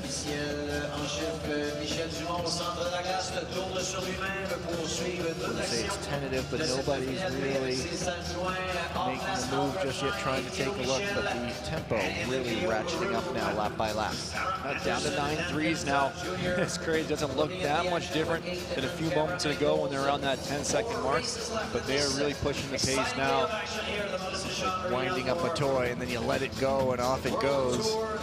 Really winding up this race right now, and a push all the way for the lead by the Hungarian Falcons. Nice exchange right there to gain 2 spots. Just a beautiful exchange. Yeah, Chapati made that one. Big move for her team to take control of this race with 13 laps to go. Now it's everybody going into the corner, and suddenly the Falcons were forced out wide. That will be reviewed on the exchange. It shows that everybody sandwiched into that one corner. Let's see if the Anatolian Pars look for an opportunity to pounce here. From the Kazakh Nomads in second place. The 4 teams in the A final of the women's 3,000 meter relay. The Ninjas in front right now. Here we are. Things really picking up now. 8 laps to go. Sub 9 seconds now. This is quick laps. Early exchange there by the Falcons. Again, that gets them up in position. They seem to have got, even in 3rd place, they got the exchange in earlier compared to the other teams. They did. They're doing a great job of those exchanges, the Falcons are. What a tight race this one is, start to finish. Now up into the lead, trying to hang on. The Ninjas fighting back, and the Nomads, Yannicon watching there as well. Shoulder to shoulder there down the straightaway. Neither skater wanted to give an inch. The early incident has been cleared. You see the green dot, so it's all racing now. It's just a drag race to the finish with 5 to go, now coming up to 4. They're just pulling away a little bit. Can they maintain this lead? Chapati hitting the ice here, trying to close this gap down for the Falcons. Kanai Rika on the front. One more exchange. You heard that gun. Nakashima Mide will try to anchor things off. Another great exchange by the Falcons to shoot them into the lead. The Nomads jumping up the inside all the way to the first. What a move. And at the bell on the front, it is the Kazakh Nomads hanging on, and down she goes. It is the Ninjas now in the lead, crossing the line. 2 more incidents to review. My goodness, what a finish to this race. And more last lap drama, almost as always it seems. Malika Yermak, a little slow to get up. She's on her feet right now. The Nomads were looking positioned so well with 1 lap to go, just getting a bump. Maybe a little bit of a contact from behind. We'll have to go back and review on that one. So 2 incidents getting a look. The first one was cleared. We'll see what the other 2 are. The second one, it just says possible between the Falcons and the Ninjas. And then the third is possible between the Ninjas and the Nomads. Here's an earlier incident. That's the one that was cleared early on, I believe. And the Falcons fought back. Really smart exchanges. Just a shoulder-to-shoulder action there on that corner entry. Here's another one, several times. The Falcons sort of showing how it's done with the exchanges. This is where the Nomads jump into the lead here. This was a great inside pass. There's a little bit of that contact from behind. We'll see if that's what they're reviewing. That is what they're looking at, possible contact from behind the Ninjas on the Nomads. The second incident has been cleared. It's not showing up on your screen. It is showing up to ours saying cleared. And so looks like it is just that third one getting reviewed. No, it's so hard when you're trying to hold that apex, that exit of the turn. You just get a bit of an elbow on your hip that just rotates you out a little bit. You can't pull it back. We'll have the final decisions and results for the B final. Coming up next, the A final of the 3,000. So they have moved over to the results board, and so I feel like an announcement is coming, or a finalized result is coming. I've got to apologize for earlier calling the Anatolian Pars there. I was sitting here watching the race. The Anatolian Pars team was up here watching the whole team in the stands. I took a glimpse of them, and then they were on my mind. Maybe one day. We can only hope that we're going to throw it down to the ice, and we'll just continue that thought. After a review, we gave a penalty for Japan. There you go. It is the Ninjas on that last lap. And so the Falcons winners of that B final. And yeah, the Anatolian Pars don't have any women entered, but of course that's the hope, is that they keep building that program, because they're making strides on the men's side, and what's next is to get a team out here as well. Well, they're doing a great job on the men's side. They've got some really strong skaters coming up. Good young team, so compliments to them on the development of that program. And of what we've seen, we love all these competitive races. We were just looking at every single start list. Here's the review, the arm push on the corner. And spun her around. That will be the Falcons. Really impressive. I've never seen so many moves to gain position on pushes. Yeah. Exchanges there. Yeah, that was some great racing. But continuing my own thought, we look at every single heat at almost any quarterfinal, semifinal, final. We look, these could be finals, and we love the competitiveness, and we can only hope that keeps building. Now, the race for the medals, and the lights go down. The crystal globe is out, and we'll have some introductions. Time now to introduce the teams for the A final of the women's 3,000 meter relay. Présentation des finalistes pour le relais 3000 mètres femmes. Starting from lane number 1 de la République populaire de Chine, representing the Chinese Longs. Wang Ye, Kong Li, Wang Shiran, and Chang Chutong.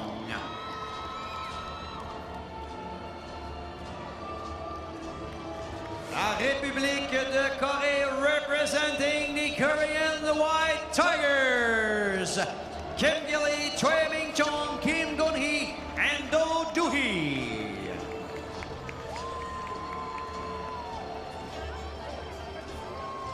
L'équipe de l'Italie, representing the Italian Gladiators. Elisa Confortola, Ariana Siegel, Gloria Ioratti, and Ariana Fontana. Team Canada, representing les Érables de glace canadiens. Danae Blais, Ricky Dog, Florence Brunel et Kim Boutin.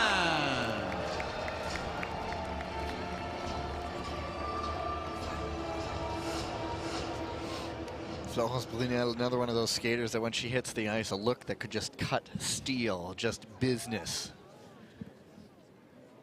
And so Fontana in the black helmet, also drawing into the relay now for the A final. And so the winning team from last weekend making a change. Looking to add to their medal haul. Chutong, Confortola, Florence Brunel, all out there.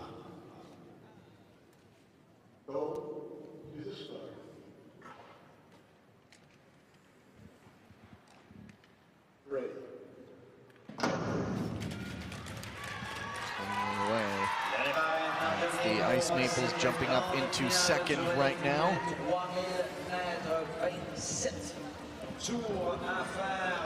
First exchanges on that first lap sees Wang coming into the front. Kim Boutin behind her. And it's Choi Min-jong and Ariana Fontana. Kim Gilly looking in front of the pack right now on an outside move, tucking into second. Into that opening there, making just enough of an opening for her to tuck in, and really the speed's already picking up below 9-second lap times. Long, long way to go. We're not even down inside 20 laps yet. They're not wasting any time to get this moving. High speed will lead to tired legs, which will lead to an interesting finish, I have no doubt. Florence Brunel moving up to second position for the Ice Maples. Choi Min-jong, Ariana Fontana back in for the third and fourth place teams, and so everywhere you look on the ice is a game changer. Kim Boutin jumping into the front. You can see Kim Boutin on that move to the lead, calling out to her teammates, you gotta get up, because they're going into an exchange corner. The skaters have to be so aware. Good communication from her. She knew the move was coming, and she wanted her team to be aware of it as well, and so Everybody's surviving that one. Looks like teams may be sizing up potential moves to gain position. Well, I think they're all looking to get towards the front because they want to have as much clear ice to make those exchanges as possible. And some confusion there as the White Tigers made a move, and now they're out of system. Oh, they did a great job amending for that. Quick change. They got to the next corner. They're back on track. And now they're potentially going for the lead. No, Choi deciding to hold off on it. It is Boutin in front. Communication in these relays is so integral. And as the crowd gets louder, it gets increasingly difficult to hear each other calling out on the track. And the move for the lead. Gong Li going in front. Kim Gili also there. Gloria Yoriati for the Gladiators. These skaters are giving us a show. It's a back and forth, blow for blow. Still Danae Blais looking around the outside. Is she shaping up a move? Not opening there just yet. And into the exchange. Now they make the push for the lead. Laurence Brunel taking the lead now, but we see the White Tigers striking the outside. Tight together. That opens the door for the Gladiators to scoot through. Elisa Confortola aware of the situation, and Fontana up into the lead. 8 laps to go now. The Ice Maples trying to open the lead. Ariana Fontana tracking down Kim Boutin. There is one review going up onto the board. Gladiators certainly with a world of confidence after the win last week, and Yoriati goes for the lead. Kim Gili flying up the inside too. What a battle we have for the lead. Could the Gladiators do the double? They had quite the celebration last weekend winning gold, but watch out, Tigers on the prowl. Seagull looking over her shoulder. And is this for the lead? 3 teams going for it. The White Tigers coming out in front. The Canadians up into second. And now for the lead. There was that contact between the Tigers and the Gladiators. That's just giving the opportunity for the Ice Maples moving to the lead with 2 laps to go here. Final exchange. Boutin, the anchor, has the lead again. Last weekend, they were denied at the bell. She is in front again. The Canadian Ice Maples going for the win. Choi Min-jong closing things up for the White Tigers as their late move. It's Boutin over the line first. What drama unfolding here. The Ice Maples looking to make up for it last weekend, as you said, Gavin. What a race. Right from the start, back and forth, changing the leads. We had so much passing going on. That was incredible. You see what is being reviewed here on the screen. And it's looking at either the Lungs or the White Tigers, either an arm block or a possible late pass. We're looking at both possible eventualities. So right now it seems like the Canadians are going to be good for their victory. Again, we got to await the official results. The Gladiators seem to have had a clean race as well. We're going to hang tight. I think we have a decision coming on the ice. Let's wait and see for the official decision from the referee, Michel Dumont.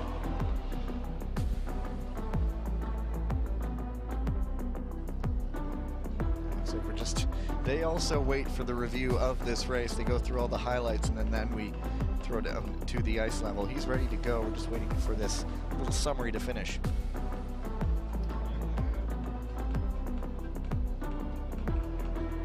Voilà prise le spectaculaire dépassement de l'Italienne à le moment de la course qui a fait son équipe en tête, reprise par la Corée à ce moment. Et quelle valeur pour se faufiler de gauche à droite et de droite à gauche par la tribunienne de Florence Brunel dans les 380 avant de lancer en orbite la fusée charmontoise qui Boutin qui a pris son équipe dans la 3e place.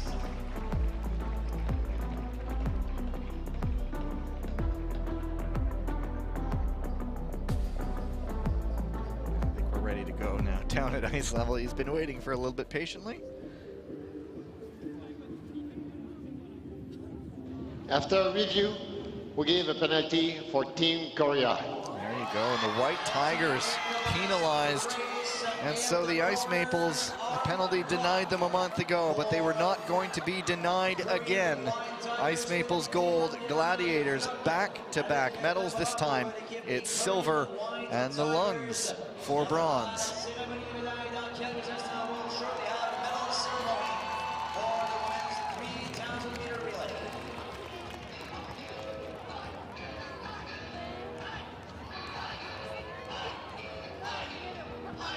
So we're going to look at the incident that led to it. Arm block here in the corner. The arm is up right there. And that's all it took. Well, the Gladiators really showing that they're a team to contend with in this relay this season. Carrying momentum from last year at Worlds. Strength in numbers, as well as they can put in a few different faces and challenge. So they were first over the line twice, the Canadians, but they were not to be denied this time. I'm certain it may not be as good as gold as last week, but there's no shame in that silver for the Italian Gladiators, putting in consistent performances when other teams absolutely have stumbled. They can't be disappointed with that race. I think they skated a great race.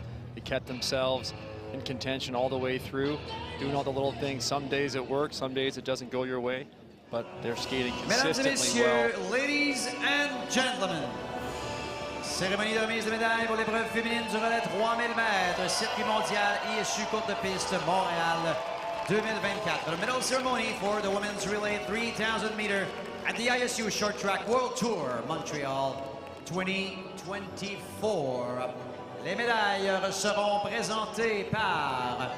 The medals will be presented by l'arbitre en chef, Michel Dumont, and the first assistant referee, the living legend, Algraf Scheim.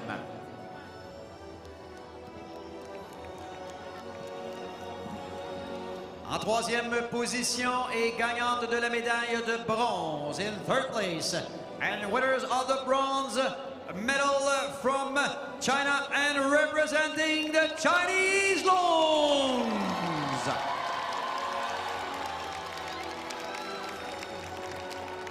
Kong Li, Wang Xiran, Wang Ye, Shu Ali, Tang Yitze, and Chang Chutong.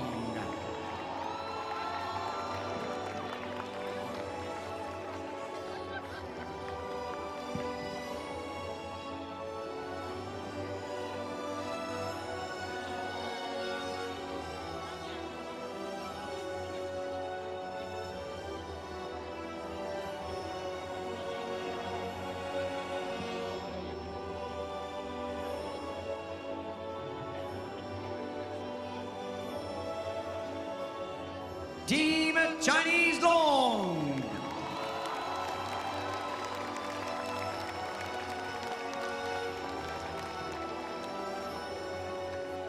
En deuxième position et gagnante de la médaille d'argent, in second place, and winners of the silver medal from Italy and representing the Italian Gladiators.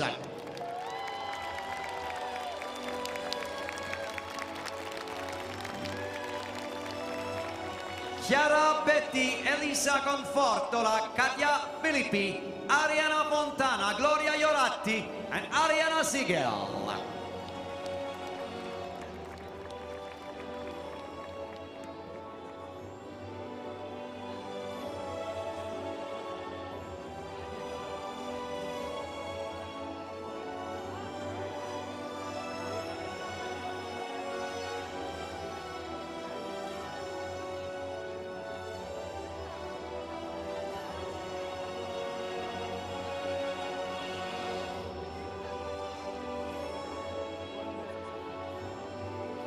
La squadra I Gladiatori Italiani.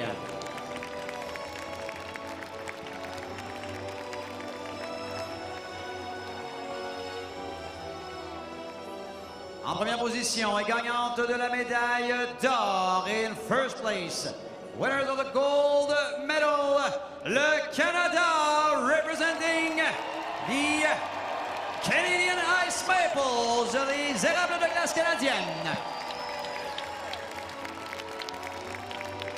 Dana Ablé, Kim Boutin, Florence Brunel et Ricky Doak.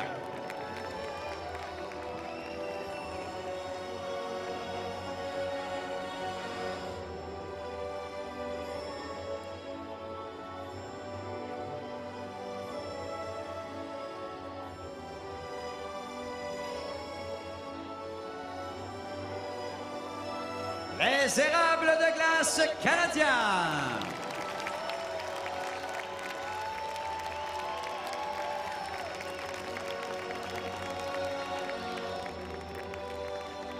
Mesdames et messieurs, les médaillés. Ladies and gentlemen, the medalists.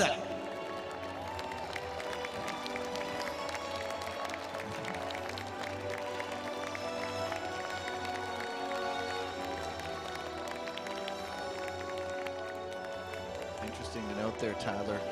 Canadians rolled with 4 skaters through the rounds. The Lungs went with 5, and the Gladiators have 6 getting medals. Generally, you do see the Canadian team running more skaters, but I think they have their set lined up right now. I think that team is skating so well together, they don't want to disrupt it. But again, advantageous when you do have more skaters that you can swap in and out. Give your skaters that are competing so much over the course of the weekend more time to rest up. And you could include the likes of Courtney Sarrault potentially returning, and you look at, you know, a team like the Dutch Lions, already a very strong team, but when there's Selma Poutsma and Suzanne Schulting both on the shelf right now, it creates, if everybody's, I know it's always an impossibility to have everybody healthy at the same time, but the depth in this event just keeps getting better and better. Yeah, absolutely. And of course, all the teams will be targeting that 2026 Milan Cortina Olympics to have all skaters in top form. That's really the eye now. We're kind of actually in the season leading up to the Olympic year right now. So all the skaters are making sure they're taking extra good care of their health so that they are in, you know, perfect condition for next season. Next season is, of course, the Olympic year. They are on the clock in Milan Cortina. Well, it's crazy to think, what are we, 15 months away now at this point? Already, yeah. It's always the interesting part, because after a summer games, it's a sprint to a winter games. Yes. But then there's that extra 6 months or whatever from a winter games to a summer games. Yeah, so we're looking February 2026. Already, all seems around the corner. There is the updated Team Crystal Globe standings. The Canadians with just over, let's say, 300 points. But all that takes is one relay race win and a shutout in one race for things to be right in there. But of course, there are 3 different relays in the weekend, and so a whole lot of points are on the table. And so, sure, there's some stories coming out of this one, but 4 more events still to go. I wonder how they're going to work that Team Crystal Globe. Obviously, there's going to be the one big Team Crystal Globe for the team that'll probably go up, and whoever wins that Crystal Globe goes up in their locker room into their Hall of Fame. But do you think they get like mini Crystal Globes for each athlete? Maybe they'll do medals. Maybe they'll do, yeah, you never know. Then again, over the course of the season, you can have quite a few different athletes, you know, contributing to a team. To that, right? Maybe there's a ceremonial chipping of the Crystal Globe, and everyone gets a little piece. Men's 5,000 meter relays, final 2 races of the day here in Montreal. You see the teams already out on the ice. The Ice Maples winners last weekend trying to replicate the feat of their female compatriots right there. There's also the Kazakh Nomads, the Korean White Tigers, and the Belgian Ice Bears. And I do see a Crystal Globe helmet belonging to Park Ji-won out on the ice. Go to the start.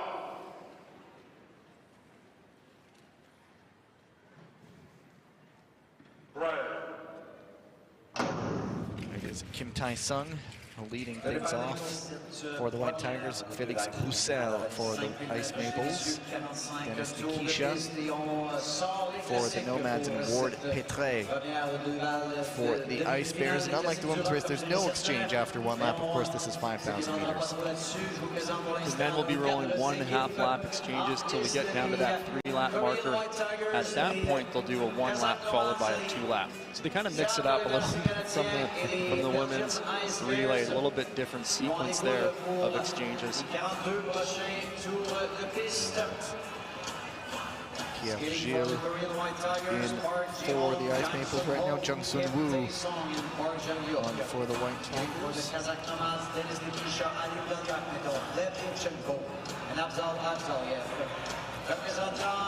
The White Tigers striking on the outside. They want to gain control here.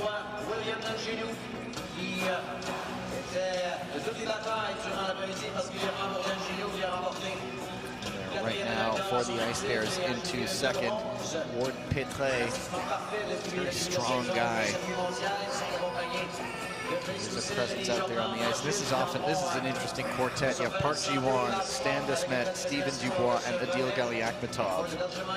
Well, I expect these are the skaters that we're going to be seeing on those final 2 laps of the race, battling it out to get through to the A final. Inside 36 laps to go, and the White Tigers slowly progressing things right now. And these teams are just kind of working their way into this relay, keeping an eye out. They don't have to get too aggressive just yet, but they may look to capitalize if there's an incident that they can jump, get a lead on a team. They will take full advantage of it. Top 2 going on to the final. Third place, you are out of luck, barring any advancements. So it's a straight-up race between these 4 sides, and not much between them at the moment. Hole number 1 on the front right now. It's almost a target on his head. You know he is the man to beat coming in any race. Might not have shown it in the first couple races. The Canadian upstart showing a different thing, but you cannot ever replace class in the 2-time Crystal Globe winner Park Ji-won. Always lethal when he's out on the ice. 27 laps, 3,000 meters to go here. Lap time's tracking under 9 seconds, so it's not a slow pace here. They have more in the tank, but they are keeping it moving along. It looks like they're not even out of second gear yet. It does not like they're pushing that hard.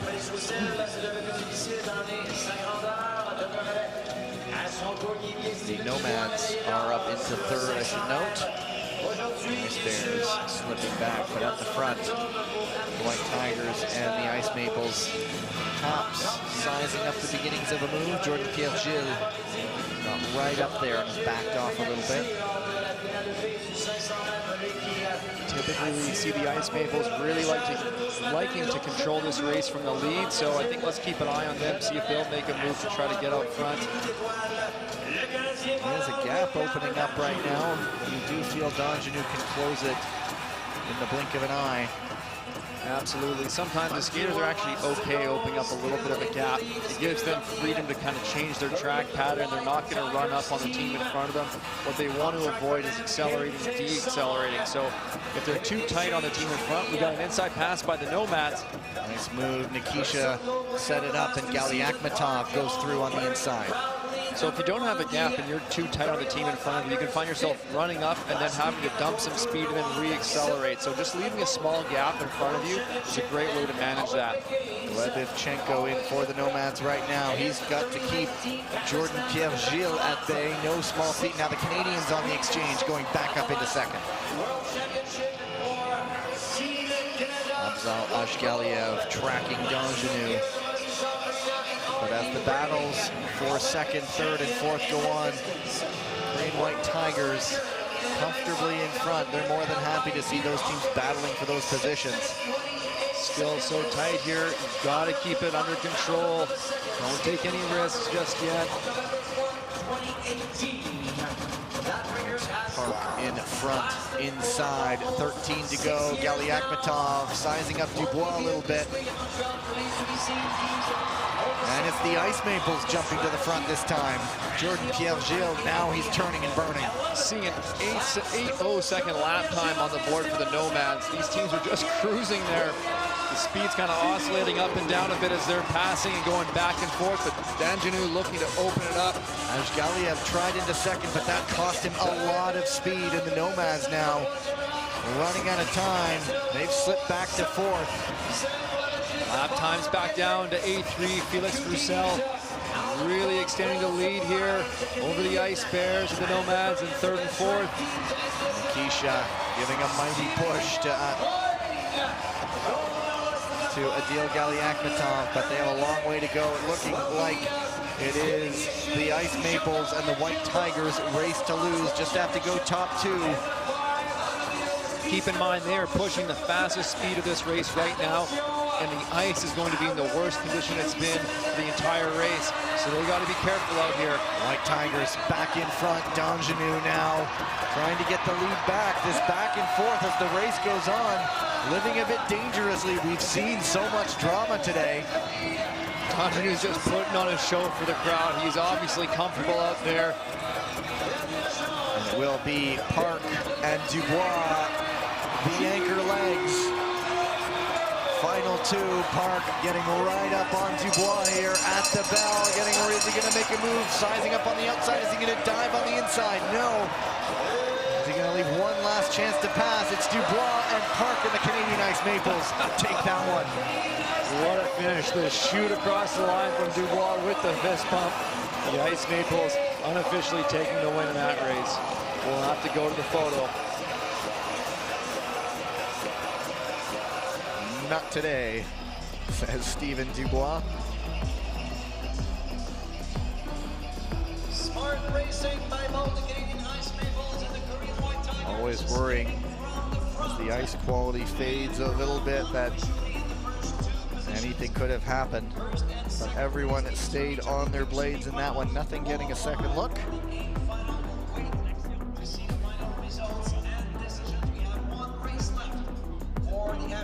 And they are official now. The Ice Maples and the White Tigers going into the A final. The other two into the B final.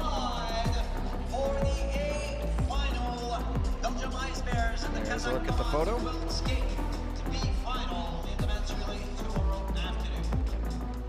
We'll round off the day tomorrow. Always a grandstand finish in that event. Very good way to end competition. And one more race still to come. Of course, the second semifinal. There's confirmation of the results first. 6:45, 4:77 for the Canadians. So up next we have nothing else needed a look. Very by the books race.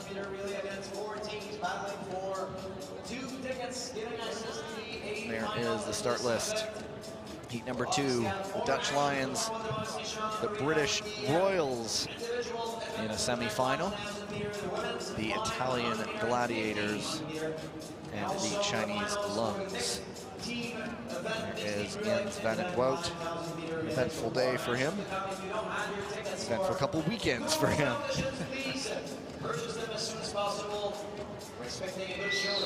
Italians getting themselves pumped up. Lucas Beckenhauser.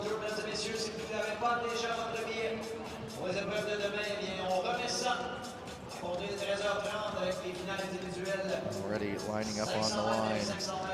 Kick things off will be Theo Collins for the British Lions. The Speckenhauser for the Gladiators. Shinky Connect for the Lions. And out there in position 4, Sun Long for the Lungs.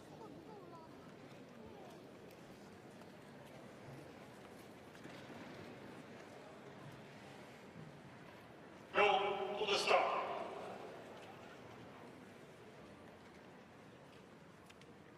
Right. Be interested to see what a team like the British Royals can do. Just heard the gunshot. Well, their program is definitely developing. Their coach, Richard Shoebridge, is putting a lot of work with this team. It's great to see some of the results they've been putting up. Just looking at the three teams, three of these teams were in the finals last weekend. The Lungs, the Lions, and the Gladiators. And so, well, something's got to give this time. It's unlikely that all three will go through, barring any advancement. Not impossible, but unlikely. Exactly. Never say never in this sport. And last weekend, the Royals finished third in their heat in their quarterfinal and did not even advance to the semifinals. So in terms of obvious results sheets and obvious progression for them. Well, the Royals come in with a world rank of 12th, so already at the very least they'll find themselves in the B final or the A final, putting them in the top 8 already. So good progression for sure. Good chunk of points coming in. It's Shinky Connect, Vanit Wout. And there's Niall Tracy on the front. We'll see if his team follows his lead as usual, going to the front.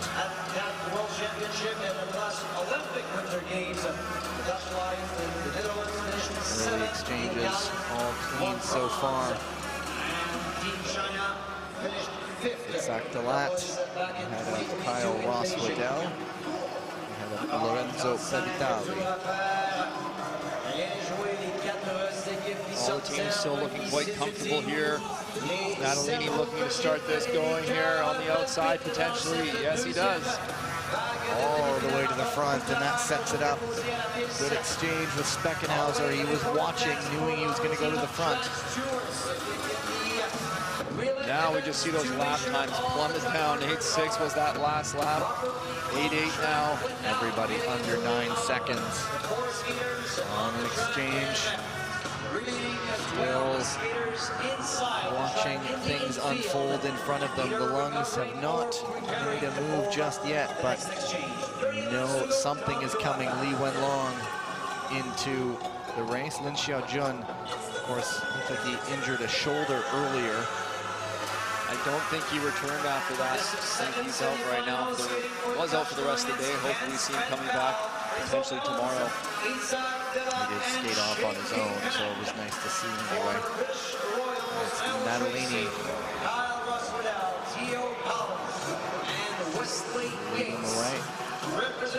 And the Lungs up into third.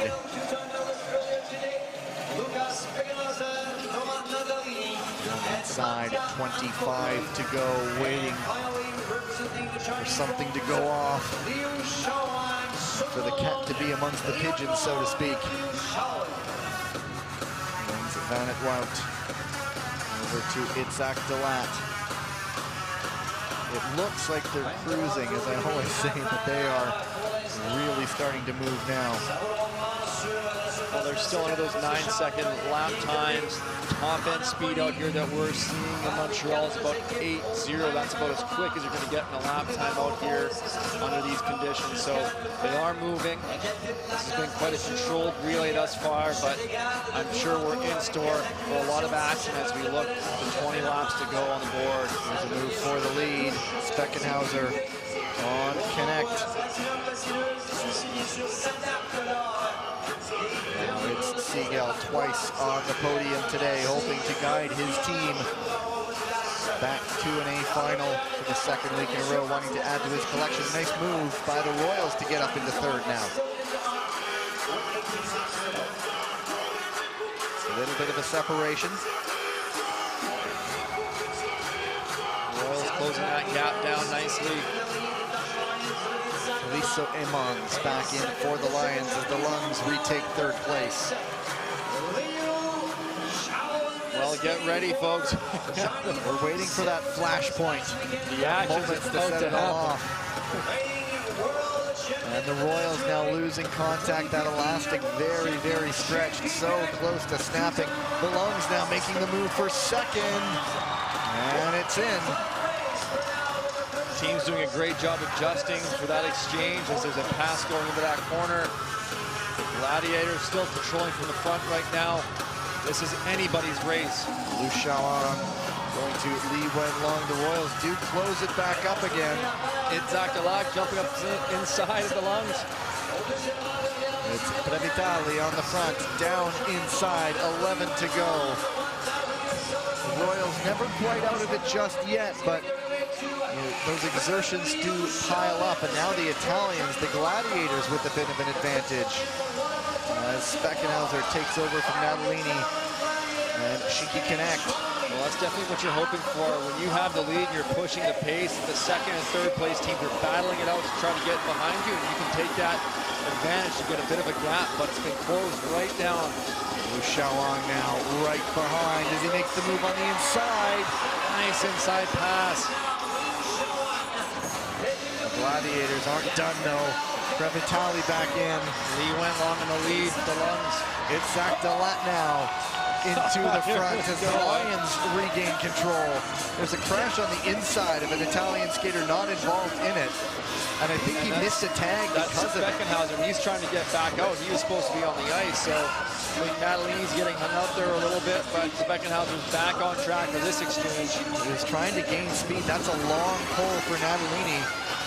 There's the gun. One more exchange. Here it is. Jens Van het Wout to finish things off. Liu Xiaowang for the lungs, and Pietro Siegel having to make a move. Here comes the bell. Van het Wout in front. Siegel closing up. He never gives up, this man. He's making a move for second. Can he make it stick for second? It's close. Wow. But Van het Wout takes it for the Lions. Siegel, I think, does it for the Gladiators. What a finish. Jens Van het Wout just pulling away from the field, showing his speed there at the end. I wish we had some lap time to see it because he was absolutely flying. Pietro Siegel did a fantastic job for his team, making that outside move and getting second at the line. Speckenhauser fell on the inside, and it almost took an extra entire pull from Natalini for Speckenhauser to regain speed to take a push, and he's having a chat with one of his coaches right now, but Jens Van het Wout right there was Itzhak Dalat getting back to the front. And the final move, a check over the shoulder, checking where Liu was. That's just fantastic awareness. And Siegel almost skidded out. Whew.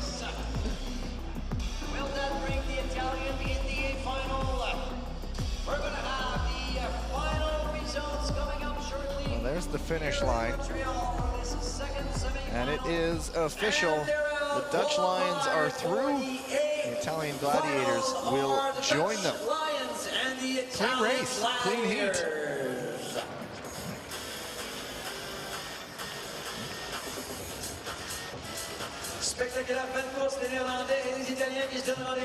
That will wrap up the day's action. Tyler, summarize the day for today in about 5 seconds. No. In 5 seconds. Well, William Danjanu showing his dominance again today. Stephen Dubois taking that gold in the 500 meter. Ariana Fontana with a strong return. A lot of action in those relays. Canadian women making up for last weekend's mishap. What other action did we see? We had the women's 1,000 meter. Fantastic racing today. That was Choi Min Jong getting back on top. The first Korean victory of the season. That's for right. the White Tigers. I think I got the summary there. I think that's it. Well done. Thank you. Well, just a great day. So here's a look at the A final for tomorrow. The Ice Maples, the White Tigers, the Lions, and the Gladiators. That is going to be an incredible capper to another great weekend of racing here in Montreal. Should note, it is fall back tonight, and so we are setting our clocks back tonight. So when we have a 9:30 a.m. start, if you're not a time change place in the world, it might mean a different start time for you. So wherever you may be in the world, make sure you double check that start time. If you're joining us on YouTube on the ISU channel, feel free to, of course, check out the other content that's out there for short track, for speed skating, for figure skating. All of it is there. But as I said, tomorrow is a 9:30 a.m. Eastern time start. That might mean a different time for when you started today. So make sure you check. A reminder, I can't stress that enough. But now we will sign things off. One more day to come from here in Montreal on the ISU Short Track World Tour on behalf of Tyler Dara and all of the crew putting this weekend together. Thanks for joining us. See you tomorrow. Goodbye.